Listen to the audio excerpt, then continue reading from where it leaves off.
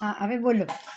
અને મેટર એવી છે કે આપણે રવિવારનો પ્રોગ્રામ જે આપણે કરેલો અને પછી આપણે ટાઈમ ઓછો પડેલો હતો આપણને, કારણ કે ઘણા બધા સવાલ પૂછવાવાળા લોકો હતા આપણી પાસે. ઘણા બધા વૈષ્ણવોને તકલીફો છે જીવનમાં, જો કે બધાને તકલીફો હોય જ છે.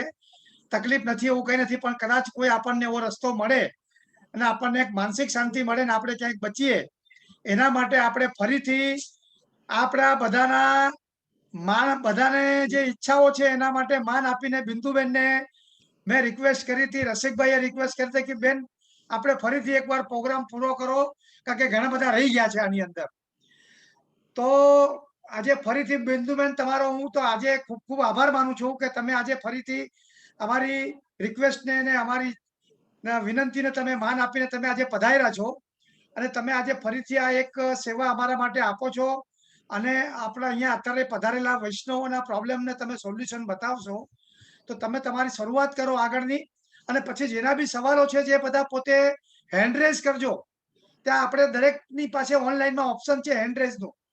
તમે હેન્ડ રેઝ કરશો એનો સવાલ ઓપન કરવામાં આવશે. એટલે કોઈ ગાઈ નહીં કરતા. આપણી પાસે લગભગ સવા કલાક જેવો ટાઈમ છે. આરામથી શાંતિથી દરેક સવાલ પૂછજો અને જવાબ મળશે બધાને. તો બિંદુબેન, આપને વિનંતી છે કે આપ શરૂઆત કરો પ્રોગ્રામની અને કોઈક સારું જ્ઞાન બીજું મૂકો અને લોકોને એમાંથી કઈ ફરક પડે એના માટે. તો જરૂર, પધારો. જય શ્રી કૃષ્ણ બેન. હાજી. જરૂર. જય શ્રી કૃષ્ણ.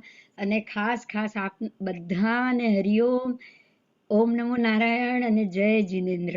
બધાને આપણે ભગવાનના નામથી જ આપણે શરૂ કરીએ તો આપણા બધા કામ સારા થાય. बराबर.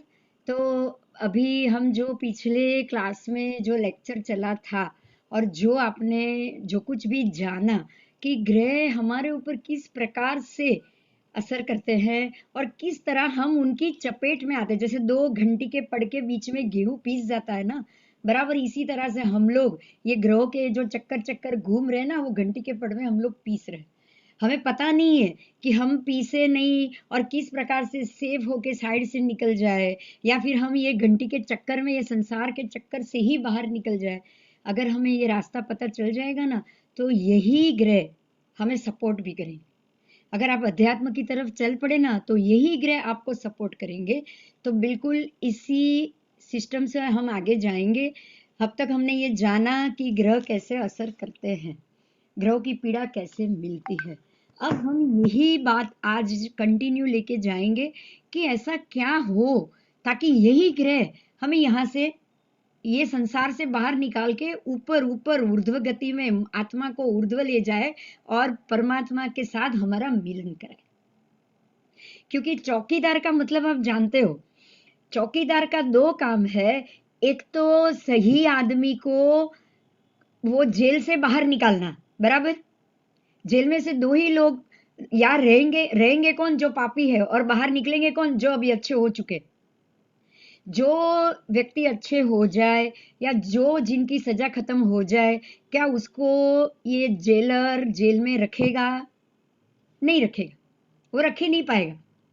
वो रख ही नहीं पाएगा. तो वहां से बाहर भेजने के लिए भी ये जेलर ही काम आएगा. जैसे जेल में बंद कराने का काम भी जेलर का होता है, वैसे ही आपको आपका समय होने पे कैद में से मुक्त कराने का काम भी जेलर करता है. आप समझ रहे हैं? यदि आप भोग की तरफ हो तो वो कर्म बंद कराएगा. यदि आप योग की तरफ जाएंगे तो आपको मुक्ति कराएगा. तो यही ग्रह है जिनको हमें समझना है, और हमें चुपके से जब हम यहाँ से बाहर निकल के परमात्मा के साथ हमारी आत्मा मिलने जाए ना, तो वो हमें बेझिझक जाने दे. वो हमें रोक ही ना पाए. हमें वो स्थिति में जाना चाहिए. तो जो प्रश्न आपके पेंडिंग है वो प्रश्न पहले हो जाएगा, और उसी में अध्यात्म तरफी कि क्या करे तो आगे आगे के जन्म में कर्म बंध ही कम हो जाए, उसकी भी हम चर्चा करेंगे. तो आप पहले हैंड रेज कर लो, क्योंकि जिनका जिनका अगर आपके मन में कोई क्वेश्चन जो लास्ट सेशन का हो गया होगा ना, उसका निराकरण आना बहुत जरूरी. तो आप अभी 1 बाय 1 हैंड रेज कर सकते हो, ताकि मैं आप लोगों को अनम्यूट करूं और आपसे सवाल जवाब. बोलिए, क्या किसी को क्वेश्चन है?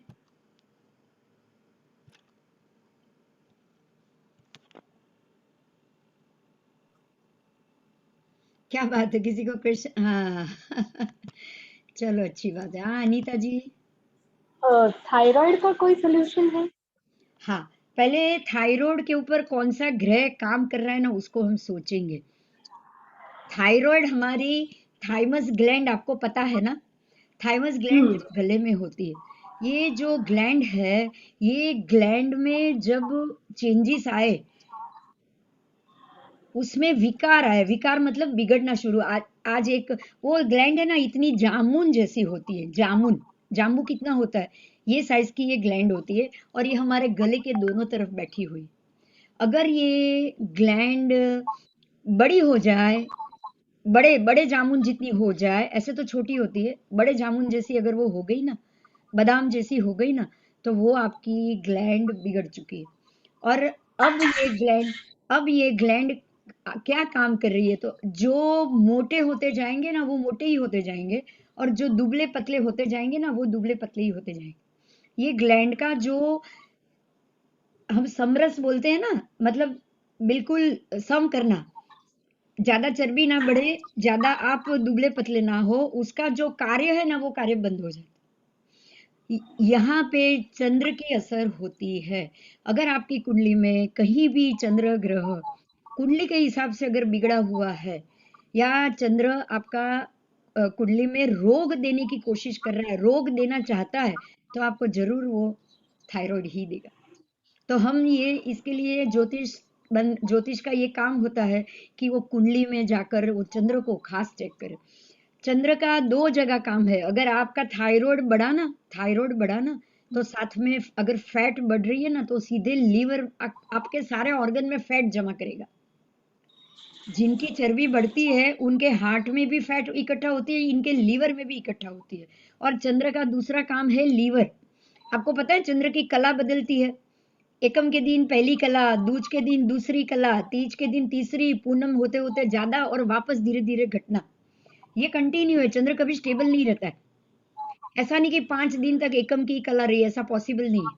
तो बिल्कुल हमारा जो लीवर का फंक्शन है, आपने थोड़ा खाना डाला तो थोड़ा जैसे जैसे खाना जाएगा आपका लीवर खुलता जाएगा, वो खाना पचाने के लिए और खाने को पेट में समरस करने के लिए। अगर आपने समय से नहीं खाया ना, लीवर का तो खुलना ही है, आपने थोड़ा खा लिया लीवर खुल गया, पेट भर के नहीं खाया तो भी लीवर उतना ही खुलने वाला है। अब आपने आपने थोड़ा थोड़ा, आपको थोड़ा थोड़ा हर 1 घंटे में खाने की आदत है, हर 10 मिनट में खाने की आदत है, तो आप लीवर बिगाड़ोगे। समझ रहे हो मेरी बात? हर बार लीवर में हम्म। पाचक रस छूटेगा। मैं अगर 10-10 मिनट में खा रही हूँ तो 10-10 मिनट में पाचक रस छूटेगा। मैं अगर 1-1 घंटे में खा रही हूँ तो 1-1 घंटे में छूटेगा। इसीलिए आपको याद हो तो पहले शास्त्र में कहा जाता था, 3 बार नहाओ 1 बार खाओ। याद है ना वो नंदी बैल की बात? 1 બાર નાય 3 વાર ખાય, એના બદલે એને ઊંધું કહી દીધું, 3 વાર નાય 1 વાર ખાય, એના બદલે 3 વાર ખાય 1 વાર નાય। याद છે આ वार्ता? याद है? शंकर भगवान के हम्म। पास लोग गए थे और उन्होंने बोला कि भाई हमें कितनी दिन दिन में कितनी बार खाना चाहिए और कितनी बार नहाना चाहिए। तो नंदी ने बोला आप यहाँ रुको, मैं अंदर जाके पूछ के आता हूँ। सबको बाहर रोक दिया, नंदी अंदर गए पूछने। उन्होंने भगवान से पूछा, प्रभु लोग आए हैं ये पूछने के लिए कि भाई कितनी बार नहाना चाहिए और कितनी बार खाना चाहिए। भगवान ने कह दिया उनको, बोलो 3 बार नहाए 1 बार खाए। नंदी बोलता बोलता बाहर आया और बाहर आने आने आने तक भूल गया, तो उल्टा बोल दिया, 3 बार खाए 1 बार नहाए। अगर ये स्टोरी नहीं मालूम है तो आप ध्यान दीजिएगा, बहुत बार छोटे थे तब हमने सुना हुआ है। तो यही कारण है, अगर आप 3 बार खा रहे हो, आपका लीवर ओवर फंक्शन कर रहा है। अगर आप 10 बार खा रहे हो तो क्या हालत हो सकती, समझ सकते हो? चंद्र की कला की तरह लीवर खुलता है। 1 बार खाना पेट में गया, पूरा लीवर खुल जाएगा, और वो जो खाया है उसको पचाना शुरू कर लेगा। उसको पचाने के वक्त जितना टॉक्सिक छोड़ना है वो छोड़ेगा ही छोड़ेगा। मान लो कि आपने सिर्फ इतना 1 कटोरी खाया, तो सारा टॉक्सिक 1 कटोरी के पीछे चला गया, तो खाने में एसिड बढ़ गया। समझ रहे हो? उतना खाना गया ही नहीं। यही कारण होता है कि हमारा लीवर का फंक्शन धीरे धीरे ऐसे बिगड़ता है कि एसिड बढ़ जाता है, बॉडी में एसिड बढ़ जाता है। एसिड, कभी मुंह में एसिड आ जाता है, कभी टाइम से आप देखो खट्टापन आ जाता है, यहाँ छाती में आपको मतलब जो लगता है ना जेलसी जैसा, जिसको आप एसिडिटी बोलते हो, एसिडिटी होने का कारण ही सबसे बड़ा यही है। तो लीवर का फंक्शन और ये फंक्शन शुरू आपको ठीक रखना हो तो आपको टाइम से खा लेना ही चाहिए। और हर एक का पेट अलग अलग बताता है। किसी को आज खाना खा लिया, अब दूसरे दिन खाएगा तो भी चलेगा। किसी को बीच में एक दिन उपवास, जैनों में करते हैं वर्षी तक, और जो करते हैं ना वो 35-35 साल तक करते हैं। आज खाया, आज 2 टाइम खाया, कल पूरा दिन कुछ नहीं खाएंगे, सीधा परसों खाएंगे। अब उनको ऐसी आदत हो गई, अब उनके शरीर में टॉक्सिक एसिड छूटेगा ही नहीं, क्योंकि उनका लीवर ऐसा ही मांग रहा है। तो हर एक की अपनी अलग अलग आदत है। हमें अपने शरीर की पोजीशन को सोच के ही आगे बढ़ना चाहिए। जिनको एसिडिटी ज्यादा हो रही हो, उनको एक साथ 3 घंटे का गैप रख के एक साथ पेट भर के खाना चाहिए। अगर आपने एक साथ पेट भर के खाया ना, आपकी एसिडिटी कम होती जाएगी, क्योंकि आपने प्रॉपर खाया, जो एसिड छूटा है वो उसको पूरे खाने में वो सम्मिलित हो गया है। और अब 3 घंटे तक आप खाओगे नहीं, एसिड बार बार छूटेगा नहीं। समझ में आ रही है? तो यही बात है कि जो आपने जो सवाल किया, ये यहाँ का है, थायराइड ग्लैंड। और थायराइड ग्लैंड एसिड आपको ये पूरा जलता है, पूरा जलता है। अगर आप समय से नहीं खाओगे तो आपकी थायराइड ग्लैंड में से भी टॉक्सिक छूटेगा, और वो टॉक्सिक आपके खाने को, आपकी खाने की मात्रा कम है तो टॉक्सिक तो छूटा है, एसिड तो छूटा ही छूटा है। और अभी बाकी आपके सारे ऑर्गनों में जो भी जाएगा ना, आपका जो खून भी बनेगा ना, एसिडिक बनेगा, ज्यादा एसिड वाला बनेगा। तो आपको सबसे पहले खान पान के समय का ध्यान रखना है। जिनको भी आपको देखिए, जिनको भी थायराइड है ना, उनको सुबह एक गोली दी जाती है, उसके बाद ही खाना खाना है, पता है? क्योंकि वो गोली आप पूरे दिन के लिए, आप जो भी खाओगे, आपकी ग्लैंड को काम करने के लिए आजादी देगी। अगर आपने खाली पेट गोली नहीं खाई ना, कुछ खाने के बाद गोली खाई ना, आपकी ग्लैंड बेकार हो गई, अब वो गोली खाना भी बेकार हो गया। तो जैसे डॉक्टर ने बोला है खाली पेट गोली खाओ, आप 5-7 साल तक अगर टाइम से ये ध्यान रखो, और बाद में जब भी भूख लगे, जब भी शरीर मांगे, जितना मांगे उतना उसको दो, आपको थायराइड 5-7 साल में निकल जाएगा। ठीक है? ओके। ठीक है, खाने की इम्बैलेंस के कारण ही थायराइड होता है। ओके, ठीक है जी। थैंक आगे यू। किसी को पूछना है सवाल तो प्लीज हैंड रेज कीजिए। हाँ जी, हाँ बोलिए रूपा जी, आप अनम्यूट हो सकते हो। નમસ્તે. हाँ મારું નામ રૂપા છે. હું પણ એસ્ટ્રોલોજી ભણું છું. हाँ લાસ્ટ આમ તો 5-6 વર્ષથી ભણું છું, પણ તમારી પાસે તો બહુ મજા આવી. જે જાણવા મળ્યું છે એવું તો ક્યાંય બહુ સરસ રીતે તમે એક્સપ્લેન કર્યું છે. મને આમ તો સમજાય છે, પણ તો બી મને મારો સવાલ છે કે મને વાનો પ્રોબ્લેમ છે, હાથ પગ જકડાઈ જાય. હવે મોનોપોઝના લીધે હવે વધારે તકલીફ છે, અને પગમાં લાગી ગયું. આમ તો મારા વધારે પડતા ગ્રહ 5મા 12મા ભાવમાં બેઠા છે, એમાં બુધ ને શનિ ક્યાં છે? શનિ 6ઠે છે, બુધ હા, અને 12મે છે, બુધ 12મે છે. બસ જો આ બંને વાયુ તત્વના ગ્રહ છે, તમે જ્યોતિષ છો, સમજી જશો। હા હા आप जल्दी समझोगे। आप ज्योतिष हो, वायु तत्व के 2 ही ग्रह है, शनि और बुध। अगर ये दोनों बराबर. खड्डे में चले गए ना, मतलब अशुभ हो गया, तो आपका वायु इम्बैलेंस हो गया। હા, તો तो એની अगर માટે શું उसने કરવું वायु को જોઈએ? इम्बैलेंस किया है तो आपके सारे जो हड्डी के जो सांधे हैं वो पकड़ लेगा वायु। હા, तो તો હવે બહુ વધારે પ્રોબ્લેમ संधिवा છે. का होने का कारण ही यही है। અચ્છા, વાયુ તત્વમાં છે, બરાબર છે. हाँ, તો એની માટે શું કરવું જોઈએ? आपको अभी वो तो अच्छा, अभी आपकी एज क्या हुई 50, और कुंडली की डिग्री क्या है लग्न की? आप ज्योतिष हो, आपको पता होगा। 29 डिग्री. 29 डिग्री का लग्न है, मतलब वो खड्डे में से बाहर आ चुका है। आपका लग्न अच्छा. कितना, आपका लग्न कौन सा है? वृश्चिक. वृश्चिक है, तो अभी आप धन लग्न के हिसाब से जाओगे। हाँ, अब बराबर. सोचो कि धन लग्न है तो गुरु कहाँ है और चंद्र कहाँ है? सब बाहर में बैठे हैं गुरु नहीं, चंद्र। अब बाहर निकले कि नहीं? आ, धन लग्न हुआ तो धन लग, हाँ ओके निकला बराबर। दोनों बाहर आ गए। हम्म। अब आ गए। समझिएगा, पहले चंद्र सही था, अब चंद्र बिगड़ गया। ओके। समझ में आ रहा है? क्योंकि अभी चंद्र कहाँ का मालिक हो गया? देखो, ये ज्योतिष बहुत काम की चीज है। चंद्र कहाँ का 8वें का मालिक हुआ। हम्म। 8वें का मालिक गजकेसरी योग कर रहा है। ओके। मतलब ये हुआ कि हेल्थ में नाउ एंड देन कुछ समय जाएगा प्रॉब्लम, कुछ समय जाएगा कोई और प्रॉब्लम, ऐसा चलता ही देगा, वो देगा ही देगा। क्योंकि गजकेसरी योग बिल्कुल रोग भी देगा तो फुल फ्लेज में देखा। समझ रहे हो आप? हाँ ओके। अब आपको क्या करना चाहिए? ये गजकेसरी योग को तोड़ना पड़ेगा। ओके तो क्या क्योंकि जो करना चाहिए? चंद्र अभी लाभ स्थान में जाके बलवान हो गया है ना, चंद्र उसको मेरा वीक है। नवमास में उच्च का हो जाता है, मीन बस तो वो नवमास तो में। दोनों तरफ से डबल बिगड़ गया ना, उसको तो वीक होना चाहिए।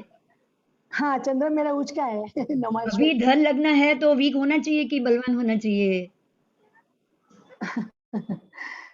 वो धन बलवान लगना वीक है होना तो चाहिए। चंद्र 8वें का मालिक हुआ तो उसको वीक होना हाँ चाहिए। बराबर। बस अभी आप चंद्र वीक करोगे तो आपका काम हो जाएगा। तो चंद्र वीक करना पड़ेगा, मैं तो उल्टे चंद्र करती वीक करना ग्रहण है, में। सफेद चीजों को छोड़ दो, सफेद कपड़े को ओके छोड़ दो। देखो, मैंने ये सिस्टम बताई थी आपको, कलर थेरापी। ओके सफेद ओके। रंग को छोड़ दो, सफेद कपड़े पहनना छोड़ दो, सफेद बेडशीट, सफेद पर्दे, ये सब बदल दो। और सूर्य को ओके। बलवान करो। सूर्य को कैसे बलवान करोगे आप? सूर्य भी के नीच का हो जाता है ना तुला में। आधे घंटा 1 घंटा रोज सूर्य की किरणें ले लो। सूर्य नीच का तो नहीं है ना? हाँ सूर्य नीच का है। सूर्य नीच का है। हाँ तुला का है। सूर्य तुला का है, फिर तो अभी उसको नीचभंग करना पड़ेगा। वही तो, सभी ग्रह मेरे बारे में पड़े हैं। ठीक है, शनि कहाँ है ये बता दो चलो। शनि सिक्स भाव में है, मेष का है, वो भी नीच का है। बस तो लेकिन अभी छोड़ नवमांश दो, में आप अच्छा है। शनि को भी नहीं बलवान। ये सारे आपके जो उल्टे ग्रह ना वही बलवान हो गए। प्रॉब्लम सब उसका हाँ है। अभी आप हाँ सिर्फ 2 ग्रह पे फोकस करो, सिर्फ गुरु और सिर्फ बुध। बस ये 2 को बलवान करो, आपका काम हो जाएगा। ओके। तो उसके ओके। लिए क्या करूँ, थोड़ा सा टिप दे दो ना। टिप में यही जो मैंने बोला है, बुधवार को क्या करना है, मूंग खाना, ये खाना। हाँ हाँ गुरु है तो पीले हाँ। रंग, आप गुरुवार देखो, पीले रंग देखो, ये सबको देखो। आप स्टोन भी पहन सकते हो, आप बुध का स्टोन आराम से पहन सकते हो। और ओके गुरु का पुखराज भी आप आराम से पहन सकते हो। बाकी कोई ग्रह नहीं ओके पहनना है आपको। ठीक ओके। है? ऐसे भी हेल्थ अच्छी रहेगी। और बुधवार के दिन हरी चीज खास खाओ, मूंग वूंग ज्यादा खाओ। बुध को बलवान करने के जितने भी तरीके हैं खाने पीने के, वो सारे आप आजमा लो। ओके गुरु की भी आजमा लो। ठीक है? तो आपके वैसे भी सब ठीक हो जाएगा। लेकिन वायु जो हो रहा है ना, देखिएगा एक तरफ और ध्यान दीजिएगा। वायु है शरीर में, वायु को कौन बाहर निकालेगा? शरीर में वायु है, डकार पे डकार आ रही है, डकार को आप कैसे बिठाओगे बताओ? कैसे बिठाऊंगी? नहीं पता? नहीं। गरम गरम पियो, पानी हाँ चाय जो ओके। पीना है वो। जितना बराबर। देखिए, एक बहुत बहुत अच्छी बात है सबके लिए। एक बात पे ध्यान दीजिएगा, अगर आपके पेट में गैस है, आपने दिन में 5 बार इतनी चाय पी ना, बिना शक्कर की, हाँ, शक्कर नहीं लेना है 5 बार, नहीं तो किडनी और लीवर खराब करोगे। बिना शक्कर की गरम गरम फूक मार के 5 बार या चाय पियो, उकाला पियो, जो पीना है पियो। लेकिन वो जो गरम पियोगे ना, आपके लीवर में गरम जाना चाहिए। बिल्कुल जैसे ही गरम पियोगे ना, ओडकार बाहर निकलेगा, गैस बाहर आ जाएगा। बराबर। जिसके भी शरीर में वायु ज्यादा है, गैस बार बार बोलती है, उसको दिन में 5 से 6 बार इतना गरम पानी, पानी पी लोगे सबसे अच्छा है। पानी नहीं भाता है, चाय बना के पियो, लेकिन नहीं उसमें मसाला डालना है और ना ही उसमें शक्कर डालनी है। ओके। मैं खाली मसाला दूध, डाल के पानी, पीती हूँ। चाय की पत्ती उबाल के ले लो आप बस। एलची डाल सकते हो, क्योंकि ज्यादा तेजाना भी गर्मी कर देगा, ज्यादा मसाला भी गर्मी कर देगा, ज्यादा शक्कर भी दूसरी चीज को खराब करेगा। आप ये लो, आपके शरीर में से सारे वायु। दूसरी का आपको पता होगा, लहसुन वहसुन आप खाते हैं क्या? खाती हूँ। हाँ, तो वो जो उसकी कली होती है ना, सूखे लहसुन की, हाँ वो। उसके 5 टुकड़ा बराबर। रोज आपको दवाई की तरह खा लेना है। खाने में नहीं ज्यादातर खाना है, थायराइड में रसोई प्रॉब्लम। में नहीं खाना है। हाँ हाँ। रसोई में नहीं डालोगे उसको, कच्चा गोली की तरह खाओगे। क्योंकि हाँ हाँ समझिएगा, इसका रीजन मैं समझाती हूँ। दवाई के रूप में आप खा सकते हो, कोई भी खा मॉर्निंग सकता में है। अगर सुबह कोई एक जैन लहसुन। होगा ना, जैन जो कांदा लहसुन गार्लिक सब नहीं खाता होगा ना, वो भी दवाई के रूप में इसको ले सकता है। क्योंकि दवाई में तो पता ही नहीं हम लोग क्या खाते हैं। आपको पता है क्या, ये इंग्लिश दवाई में क्या खाते हो? कॉड लिवर ऑयल आता है कि नहीं मालूम नहीं, अंडे आते हैं मालूम नहीं, सांप का जहर आता है मालूम नहीं, पता है क्या आता है? बोलो। नहीं, नहीं मालूम पता। नहीं। तो आप ये तो दवाई की तरह तो खा ही सकते हो ना, आपको स्वाद के लिए नहीं खाना है। सुबह जिनको मॉर्निंग भी, में लेना पड़ता है। हाँ, जिनको भी वाह हो, वाह मतलब घुटने में वाह, ये वाह बहुत होता है लेडीजों को, सबको एज के बाद आता ही आता है, हर एक को कड़ाके बोलते हैं, ऐसे चलते हो ना घुटने में कड़ाके बोलते हैं। हम्म, वो सबको भी आपको दिन की एक लहसुन की कली के 5 टुकड़े करने हैं और गोली की तरह गल जाना है। ये जो 5 टुकड़े हैं वो आपके लीवर में 10 से 12 घंटे तक गोली के ऐसे ही टुकड़े पड़े रहेंगे, समझिएगा। और वो अंदर जो टॉक्सिक छोड़ेगा ना, आप टॉयलेट भी गए ना, अगर मुंह से वो खांसी या वो भी आई ना, तो उसमें से भी लहसुन की बास आएगी। मतलब हम जो हवा छोड़ते हैं ना नीचे से, उसमें भी लहसुन की बास आएगी। टॉयलेट गए उसमें भी लहसुन की बास आएगी। इतनी ज्यादा उसकी असर होती है कच्चे लहसुन की। आप खाने में डाल दोगे कुछ नहीं होगा, लेकिन खाने में तो पच गया ना, सीधे इंटेस्टाइन में चला गया। आपके लीवर में ये टुकड़े पड़े रहने चाहिए 10 से 12 घंटे। समझ में आ रही है मेरी बात? ये अगर 10 से 12 घंटे अगर आपके लीवर में लहसुन के टुकड़े पड़े रहेंगे, तो वो आपके सारा जो वायु की जो उत्पन्न होने की प्रक्रिया है ना, उसको तोड़ देगा। और ये इतना हेल्थ के लिए अच्छा है कि हमारे हार्ट की जो ब्लॉक वेन्स है ना, उसको भी खोल देगा। आप में जो हार्ट में जो आर्टरीज इससे वजह से, कोलेस्ट्रॉल की वजह से ब्लॉक हो जाती है ना, बहुत सारे लोगों को ऐसा होता है। पंपिंग कम हो जाता है। पंपिंग कम हो जाए ना, उसके लिए इससे बेहतर कोई दवाई नहीं। आपके सारे हार्ट का ब्लॉकेज वो खोल देगा।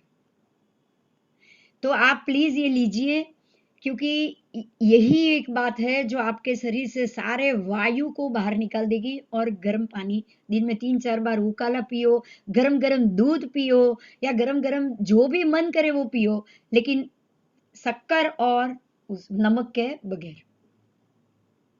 शक्कर भी नहीं डालनी है, नमक भी। ये 2 चीज ऐसी है कि बिना मात्रा की आपके बॉडी में नहीं जानी चाहिए। समझ में आ रही है मेरी बात? अगर आप 5 बार पियोगे, 5 चम्मच शक्कर डालोगे, बात खत्म हो गई। उतनी शक्कर आपका पेनक्रियास पचाएगा नहीं भाई। ओके ओके, बोलिए, कोई और क्वेश्चन है? हाँ बोलो हाँ कांता। जी बिल्कुल जी, नमस्कार। मैंने कहा आपने जो अभी लहसुन का वो गटक करना है या चबा के खाना है? गटक करना है उसको, बिल्कुल भी अच्छा, चूरा नहीं करना है। वो टुकड़ा है ना, टुकड़ा, एक लहसुन की कली के 5 टुकड़े हो, तो ये टुकड़े के मात्रा में आपके तो लिए पांचों 12। पांचों ही लेने हैं, एक साथ पांचों टुकड़े लेने हैं, एक एक साथ एक एक करके लहसुन लेना की है? कली तो खानी ही पड़ेगी। अच्छा। एक कली तो खानी और पड़ेगी, उसके 4-5 अच्छा, टुकड़ा करके गल जाओ बस। हाँ पहले वो बोलते थे कश्मीरी लहसुन आता है एक अरे कली वाला, वो कोई पूरा नहीं, गटक कर दो। सूखा लहसुन, हरा लहसुन भी नहीं, सूखा लहसुन जो सूख गया है वो, ठीक है। जो डूंगा और आता मैं है ना पूछ रही, लहसुन का, हाँ जी हाँ जी। वही लो। 5 टुकड़े करो, काश्मीरी वाश्मीरी भूल जाओ। देखो एक है ना, आपको रुजुता दिवाकर पता है? रुजुता दिवाकर जो डायटिशियन है, मालूम है हाँ वो हाँ। क्या कहती है क्या पता है? वो क्या कहती है क्या? पता है? अगर आपको फल भी खाना है ना, तो इम्पोर्टेड नहीं खाना है। हाँ आपके सिटी के आसपास, हमारे यहाँ नागपुर का संतरा ज्यादा फेमस है, हम रहते हैं। वसई की हाँ सब्जी ज्यादा, मतलब वहां का अगर कुछ होगा ना, जितना नजदीक का सीजनल फ्रूट हो ना, वो सबसे बढ़िया होता है हाँ आपके शरीर के लिए। हाँ, ठीक बात है। और मैं हमें पूछ रही थी कश्मीर आप, नहीं जाना है, हमें लहसुन के लिए कश्मीर तक नहीं जाना है।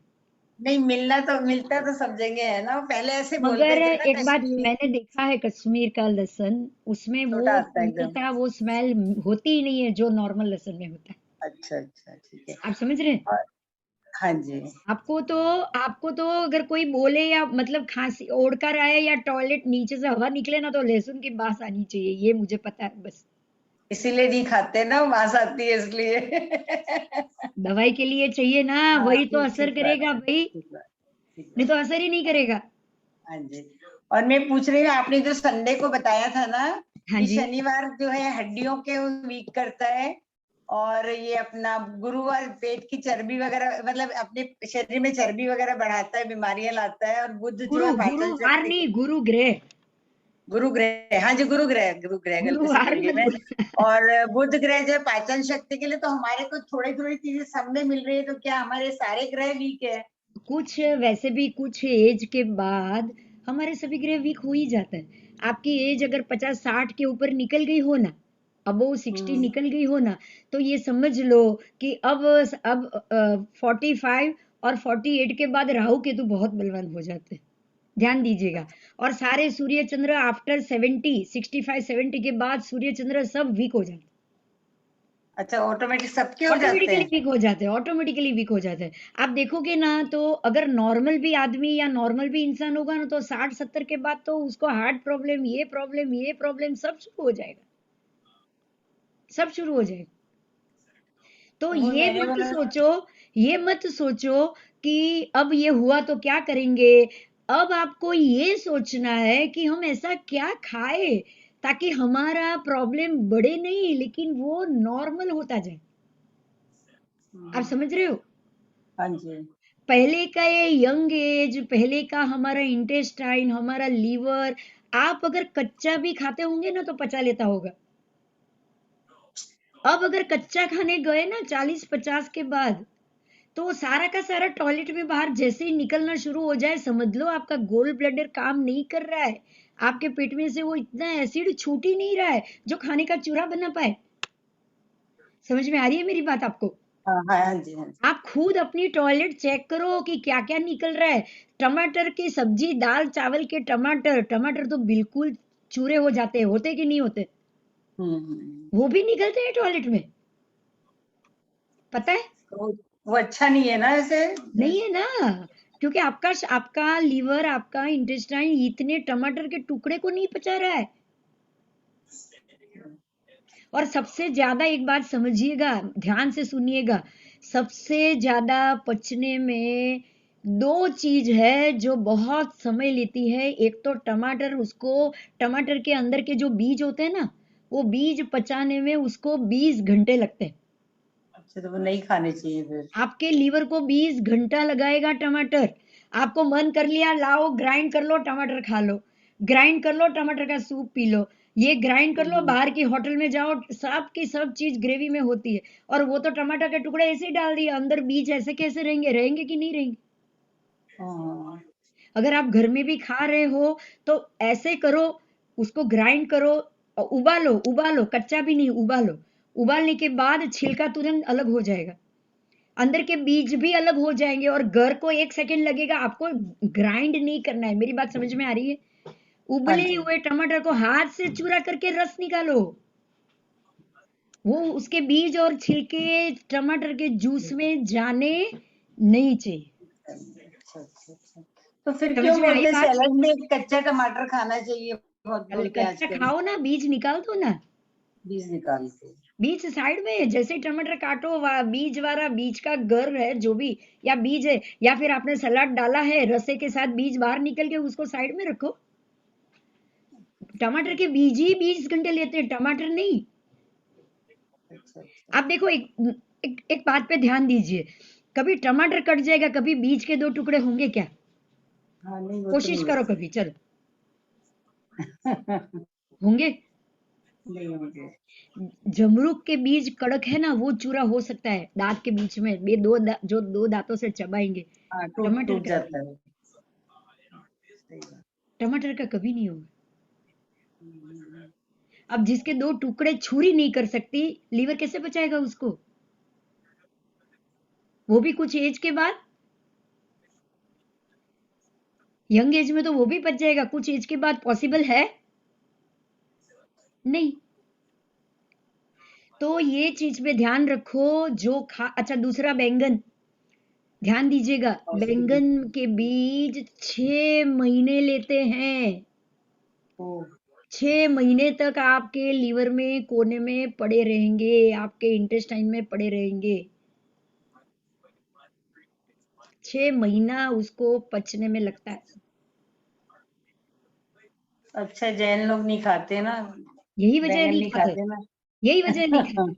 हमारे एक बड़े लोग तो टमाटर भी नहीं खाते देखिए थे। बैंगन है ना, बैंगन ऐसा है, वो कंदमूल नहीं है।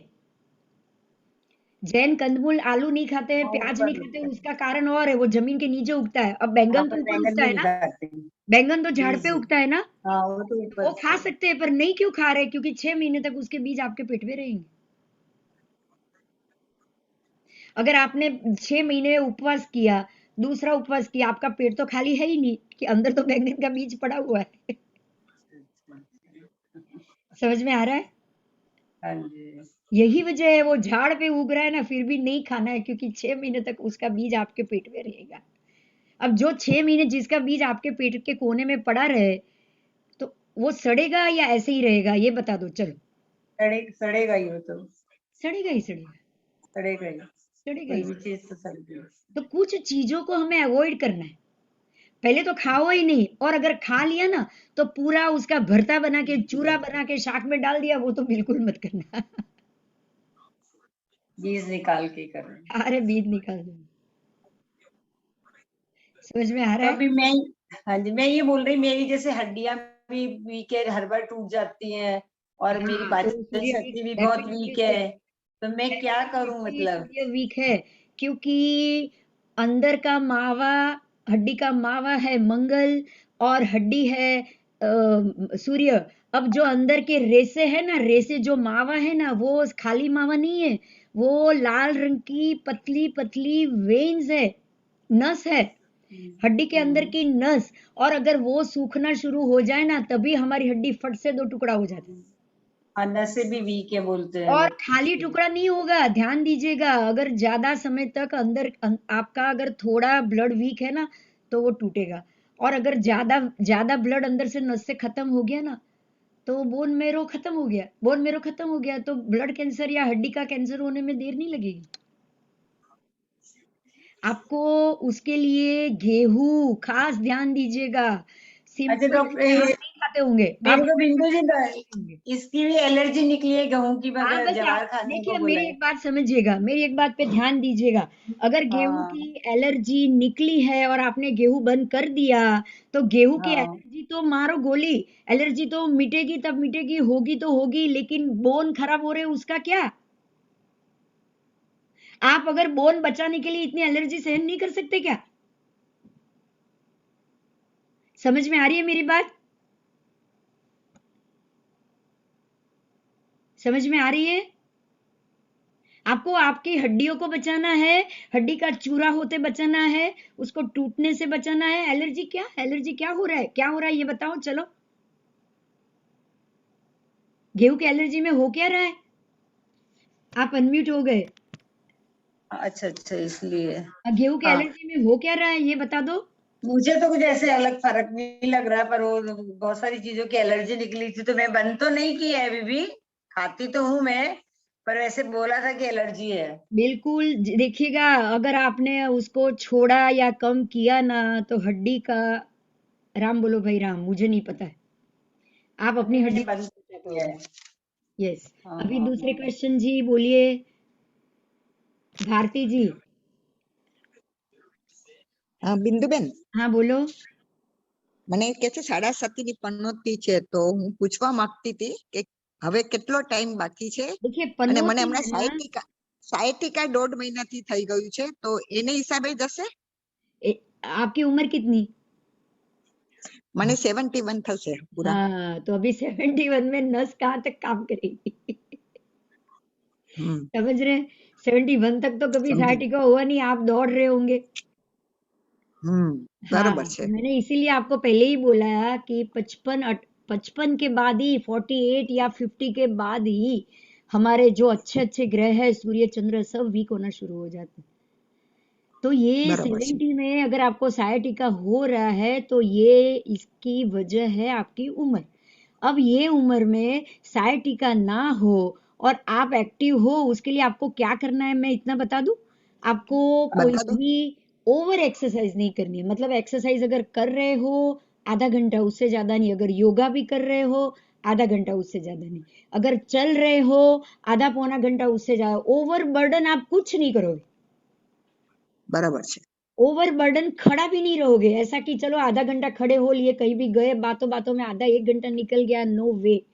क्योंकि अब आपके कमर, आपके मणकों की जो गादी है ना, वो भी घिस चुकी है।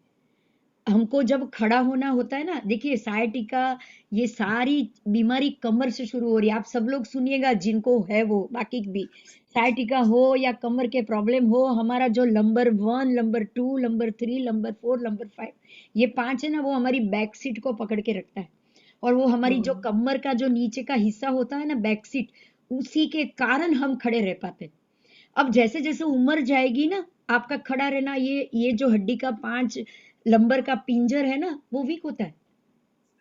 वीक होता है બરાબર છે इसलिए होता है कि बीच के मणके घिस चुके, धीरे धीरे घिसेंगे, वो उम्र का तकाजा है। आप उसको ध्यान नहीं दोगे। आप कहीं भी शादी में गए, 1 घंटा ये बात की, 1 घंटा खाने में खड़े हो गए, 1 घंटा लोगों से बात करने में खड़े हो गए, ये सारा डैमेज कौन लेगा? आपके હડ્ડી मणकों, आपके Fine. मणकों के बीच की गादी, और कोई नहीं लेगा भाई। હમ आपसे खड़ा नहीं हो रहा जाता, फिर भी आप खड़े रहते हो। आप ये सोचोगे कि मुझे खड़ा रहना ही चाहिए, नहीं तो मैं धीरे धीरे मेरा खड़ा होना बंद हो जाएगा। आप ये मत सोचो। आप ये सोचो कि બરાબર છે नहीं, खड़ा होना जा हो रहा है, आप खड़े नहीं हो सकते हो, तो आपकी जो मणकों की गद्दी है वो कंपलसरी कह रही है कि बैठो, नहीं तो मैं घिस जाऊंगी। બરાબર છે હા समझ में आ रही है? और वो बोल હા रही है कि बर्डन ना लो, बर्डन ना लो। योगा में भी ऐसा बर्डन ना लो कि पलाठी लगा के नीचे बैठ गए, सिद्धासन में नहीं क्यों बैठ सकते? आपको अपनी बॉडी को बिल्कुल बर्डन नहीं देना है। जरा भी लगे कि पेन हो रहा है, छोड़ दो। कसरत, एक्सरसाइज, चलना सब छोड़ दो। બરાબર છે ना 60 के 55 के बाद आपकी शरीर जो मांग रहा है ना, वो आपको देना पड़ेगा। समझ रहे हो? वो अगर સમજ मांग ગઈ रहा है, वो अगर मांग रहा है कि मेरे शरीर में गैस हो रही है, तो उसको गरम गरम दो। वो अगर मांग रहा है कि आपको कब्जियत हो गया है, तो गरम गरम संभार, दाल ज्यादा लो, ज्यादा लो। जिनको भी कब्जियत है, मैंने ना एक साथ सबकी बात करूंगी अभी, ठीक है? जिनको भी कब्जियत है, जिनको भी सुबह मुश्किल से एक बार खाना पीना, चाय पीने के बाद टॉयलेट लगती है, दिन में एक ही बार टॉयलेट लगती है, कभी कभी किसी को तो 2-2 दिन तक टॉयलेट नहीं लगती है, दाल, सूप, संभार ज्यादा लो। उसको आदत ही है लिक्विड ज्यादा नहीं लेने की। आप 1 प्लेट इडली लो, 3 कटोरी संभार लो, उसमें બરાબર છે कब्जियत હા निकल जाएगा। समझ में आ रही है? હા સમજી ગઈ कुछ एज के बाद हमें अपने शरीर से प्रेम करना पड़ेगा, क्योंकि कुछ एज के बाद मुझे मालूम है कि मेरा शरीर का ये ऑर्गन काम नहीं कर रहा है, उसको संभाल के रखना पड़ेगा मुझे। બરાબર हाँ जी, ठीक है। अभी आपका हो गया। अभी कौन? शैलेश्वर जी बोलिए।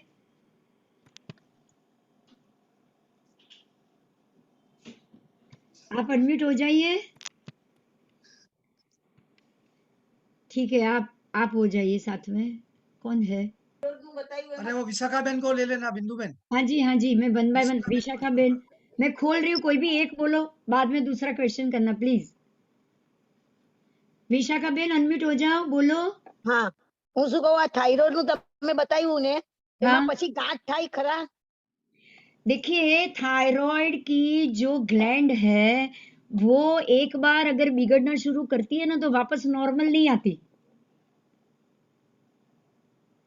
क्योंकि તો લાઈટ આપવી પડે એમાં वो तो फिर जो डॉक्टर ट्रीटमेंट बोलेंगे वो करना पड़ेगा।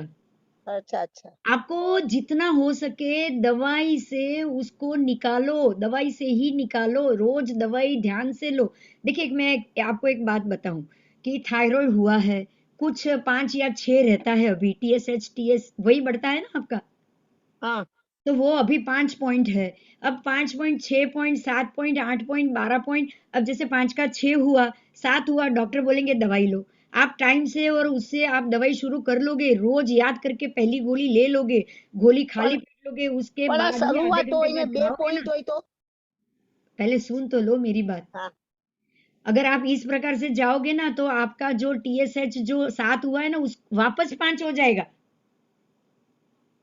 लेकिन अगर आपने ऐसे स्टेप बाय स्टेप दवाई नहीं ली ना तो बढ़ता जाएगा। टाइम से दवाई नहीं लोगे तो भी बढ़ता जाएगा। वो जितना जितना बढ़ेगा उतनी आपकी ग्लैंड डैमेज हो रही है और उसको वापस कोई रिनोवेशन नहीं होने वाला भाई। અને સવારના પોરમાં આપણને થાક લાગતો હોય તો બહુ જ અશક્તિ थायराइड में लगता ही है। थायराइड में लगता ही है। थायराइड मैंने बोला चंद्र ही वीक होता है। देखिए ध्यान दीजिएगा, चंद्र हाँ। ही वीक होता है और चंद्र है मानसिक। मेरा मन है। कुछ भी बिना काम किए भी आपको लगेगा कि मैं थक गई। होता है ना ऐसा? हाँ और लोग बोल रहे हैं घर में, अरे क्या बैठी ही तो रही है पूरा दिन, क्या तू थक गई? किया क्या तूने तो थक गई? घर वाले ऊपर से डांटेंगे, बैठे बैठे भी थक जाते हो क्या? क्योंकि चंद्र डैमेज हो रहा है। चंद्र डैमेज हो रहा है, आपका मन डैमेज हो रहा है। हर एक चीज देखनी है। आप दवाई से भी ध्यान दो, कुंडली में भी देखो। चंद्र बलवान हो सकता है, चंद्र को भी बलवान करो, निकल जाएगा सब।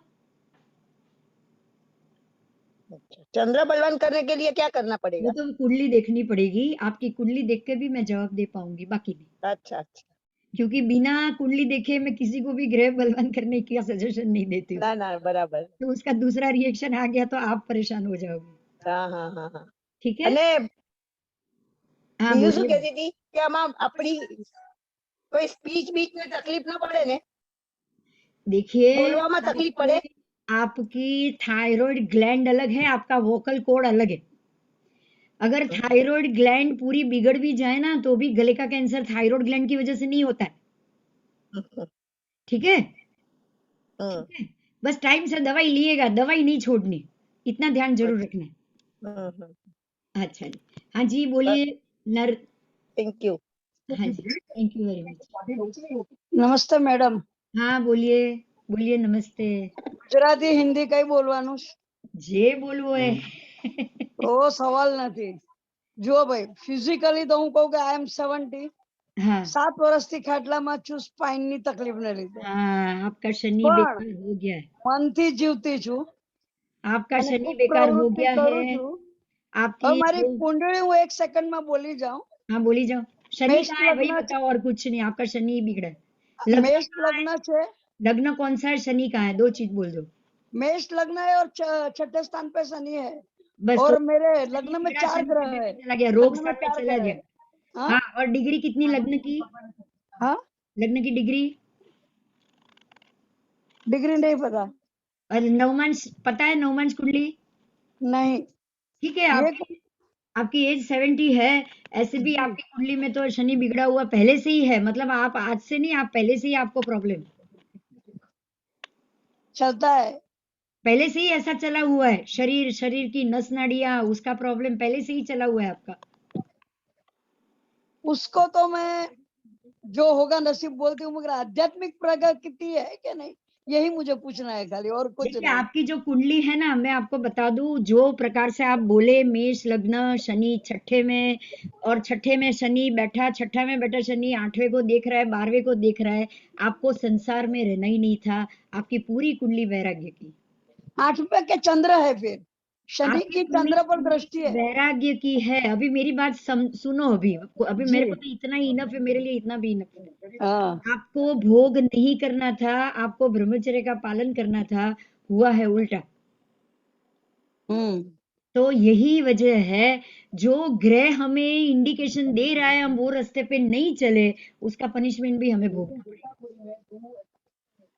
अभी और तो आपका कोई सवाल शनि, ही नहीं है वो तो. आपका शनि जो हिसाब से कुंडली में शनि है, वो आपकी कमर, ध्यान दीजिएगा, सुनिएगा, शांति से थोड़ी देर सुनिएगा। जी आपकी कमर, आपकी 72,000 नस नाड़ी, आपका सायटिका, कमर से लेके पैर तक की सारी नसें को वो डैमेज कर चुका है। वही हुआ है. आप बिल्कुल बेड रिडन हो सकते हो। आपको ध्यान रखना पड़ेगा। समझ में आई बात? 8 साल से वही क्वारंटाइन अभी में. अभी अगर मुझे आपकी डिग्री बताना, आपकी डिग्री कितनी है बताना। अगर आपकी डिग्री का लग्न का ट्रांजिट हो गया होगा तो आपको शनि पहनना पड़ेगा। अगर पहनोगे तो जो रोग जहाँ है वहां रुक जाएगा। इतना समझिए, आपको 5 से 6 कैरेट 7 कैरेट का ऐसा नेवी ब्लू नीलम आता है, अगर आपने वो पहन लिया ना तो आपके रोग जहाँ है वहां पे स्टॉप, अच्छा ज्यादा बढ़ेगा नहीं। और बिल्कुल जो मैंने बोला है, क्योंकि शनि वायु तत्व का है, शनि बिगड़ा है तो आपके शरीर में वायु बढ़ गया है। आपको लहसुन की कली, ये जो मैंने थोड़ी देर पहले बोला, गर्म पानी, सब शुरू कर दो, सब शुरू कर दो। बाद में कुंडली भी भेज देना, मैं बोलूंगी वो स्टोन लेके पहन लेना। आप 2 साल के अंदर घर में मूवमेंट होने के लायक हो जाओ। और बोलो तुम्हारे। ठीक है, नहीं बस ओके। हाँ बोलिए विशाखा जी। बस मुझे आपका नंबर मिलेगा? हाँ मिल जाएगा, जरूर मिल जाएगा, मैं दे दूंगी नरेंद्र भाई को। मैं वहां आपके, आप तो नरदी बहन है ना जो नारदी। भगवत गीता में हो, जी जी जी बस याद मेरा है नंबर आपको। वहीं से मिल जाएगा। ठीक है, मैं बहुत भेज बहुत दूंगी thank you number. Thank you ma'am. Okay, अच्छा जी, और कौन है प्रश्न पूछने? मैंने अभी अनम्यूट किया।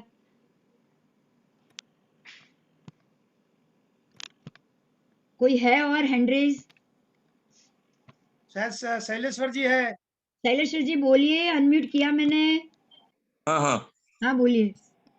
हाँ, नहीं वो ठीक है, मैं समझ गया अभी आपकी अच्छा, बात, मैं समझ गया। आपका प्रॉब्लम दूसरे के साथ बात करने में ही सॉल्व हो गया? हाँ जी हाँ जी, हाँ बिल्कुल जी। चलो अच्छी बात है। हम्म। चलो बहुत अच्छी बात है। अब किसी और को कोई प्रश्न है तो प्लीज पूछ लो, पहले प्रश्न का ही रखेंगे, फिर मैं कुछ बोलूंगी जो बोलना है वो। है किसी को प्रश्न? हाँ, एक पूछना था। हाँ बोल दीजिए।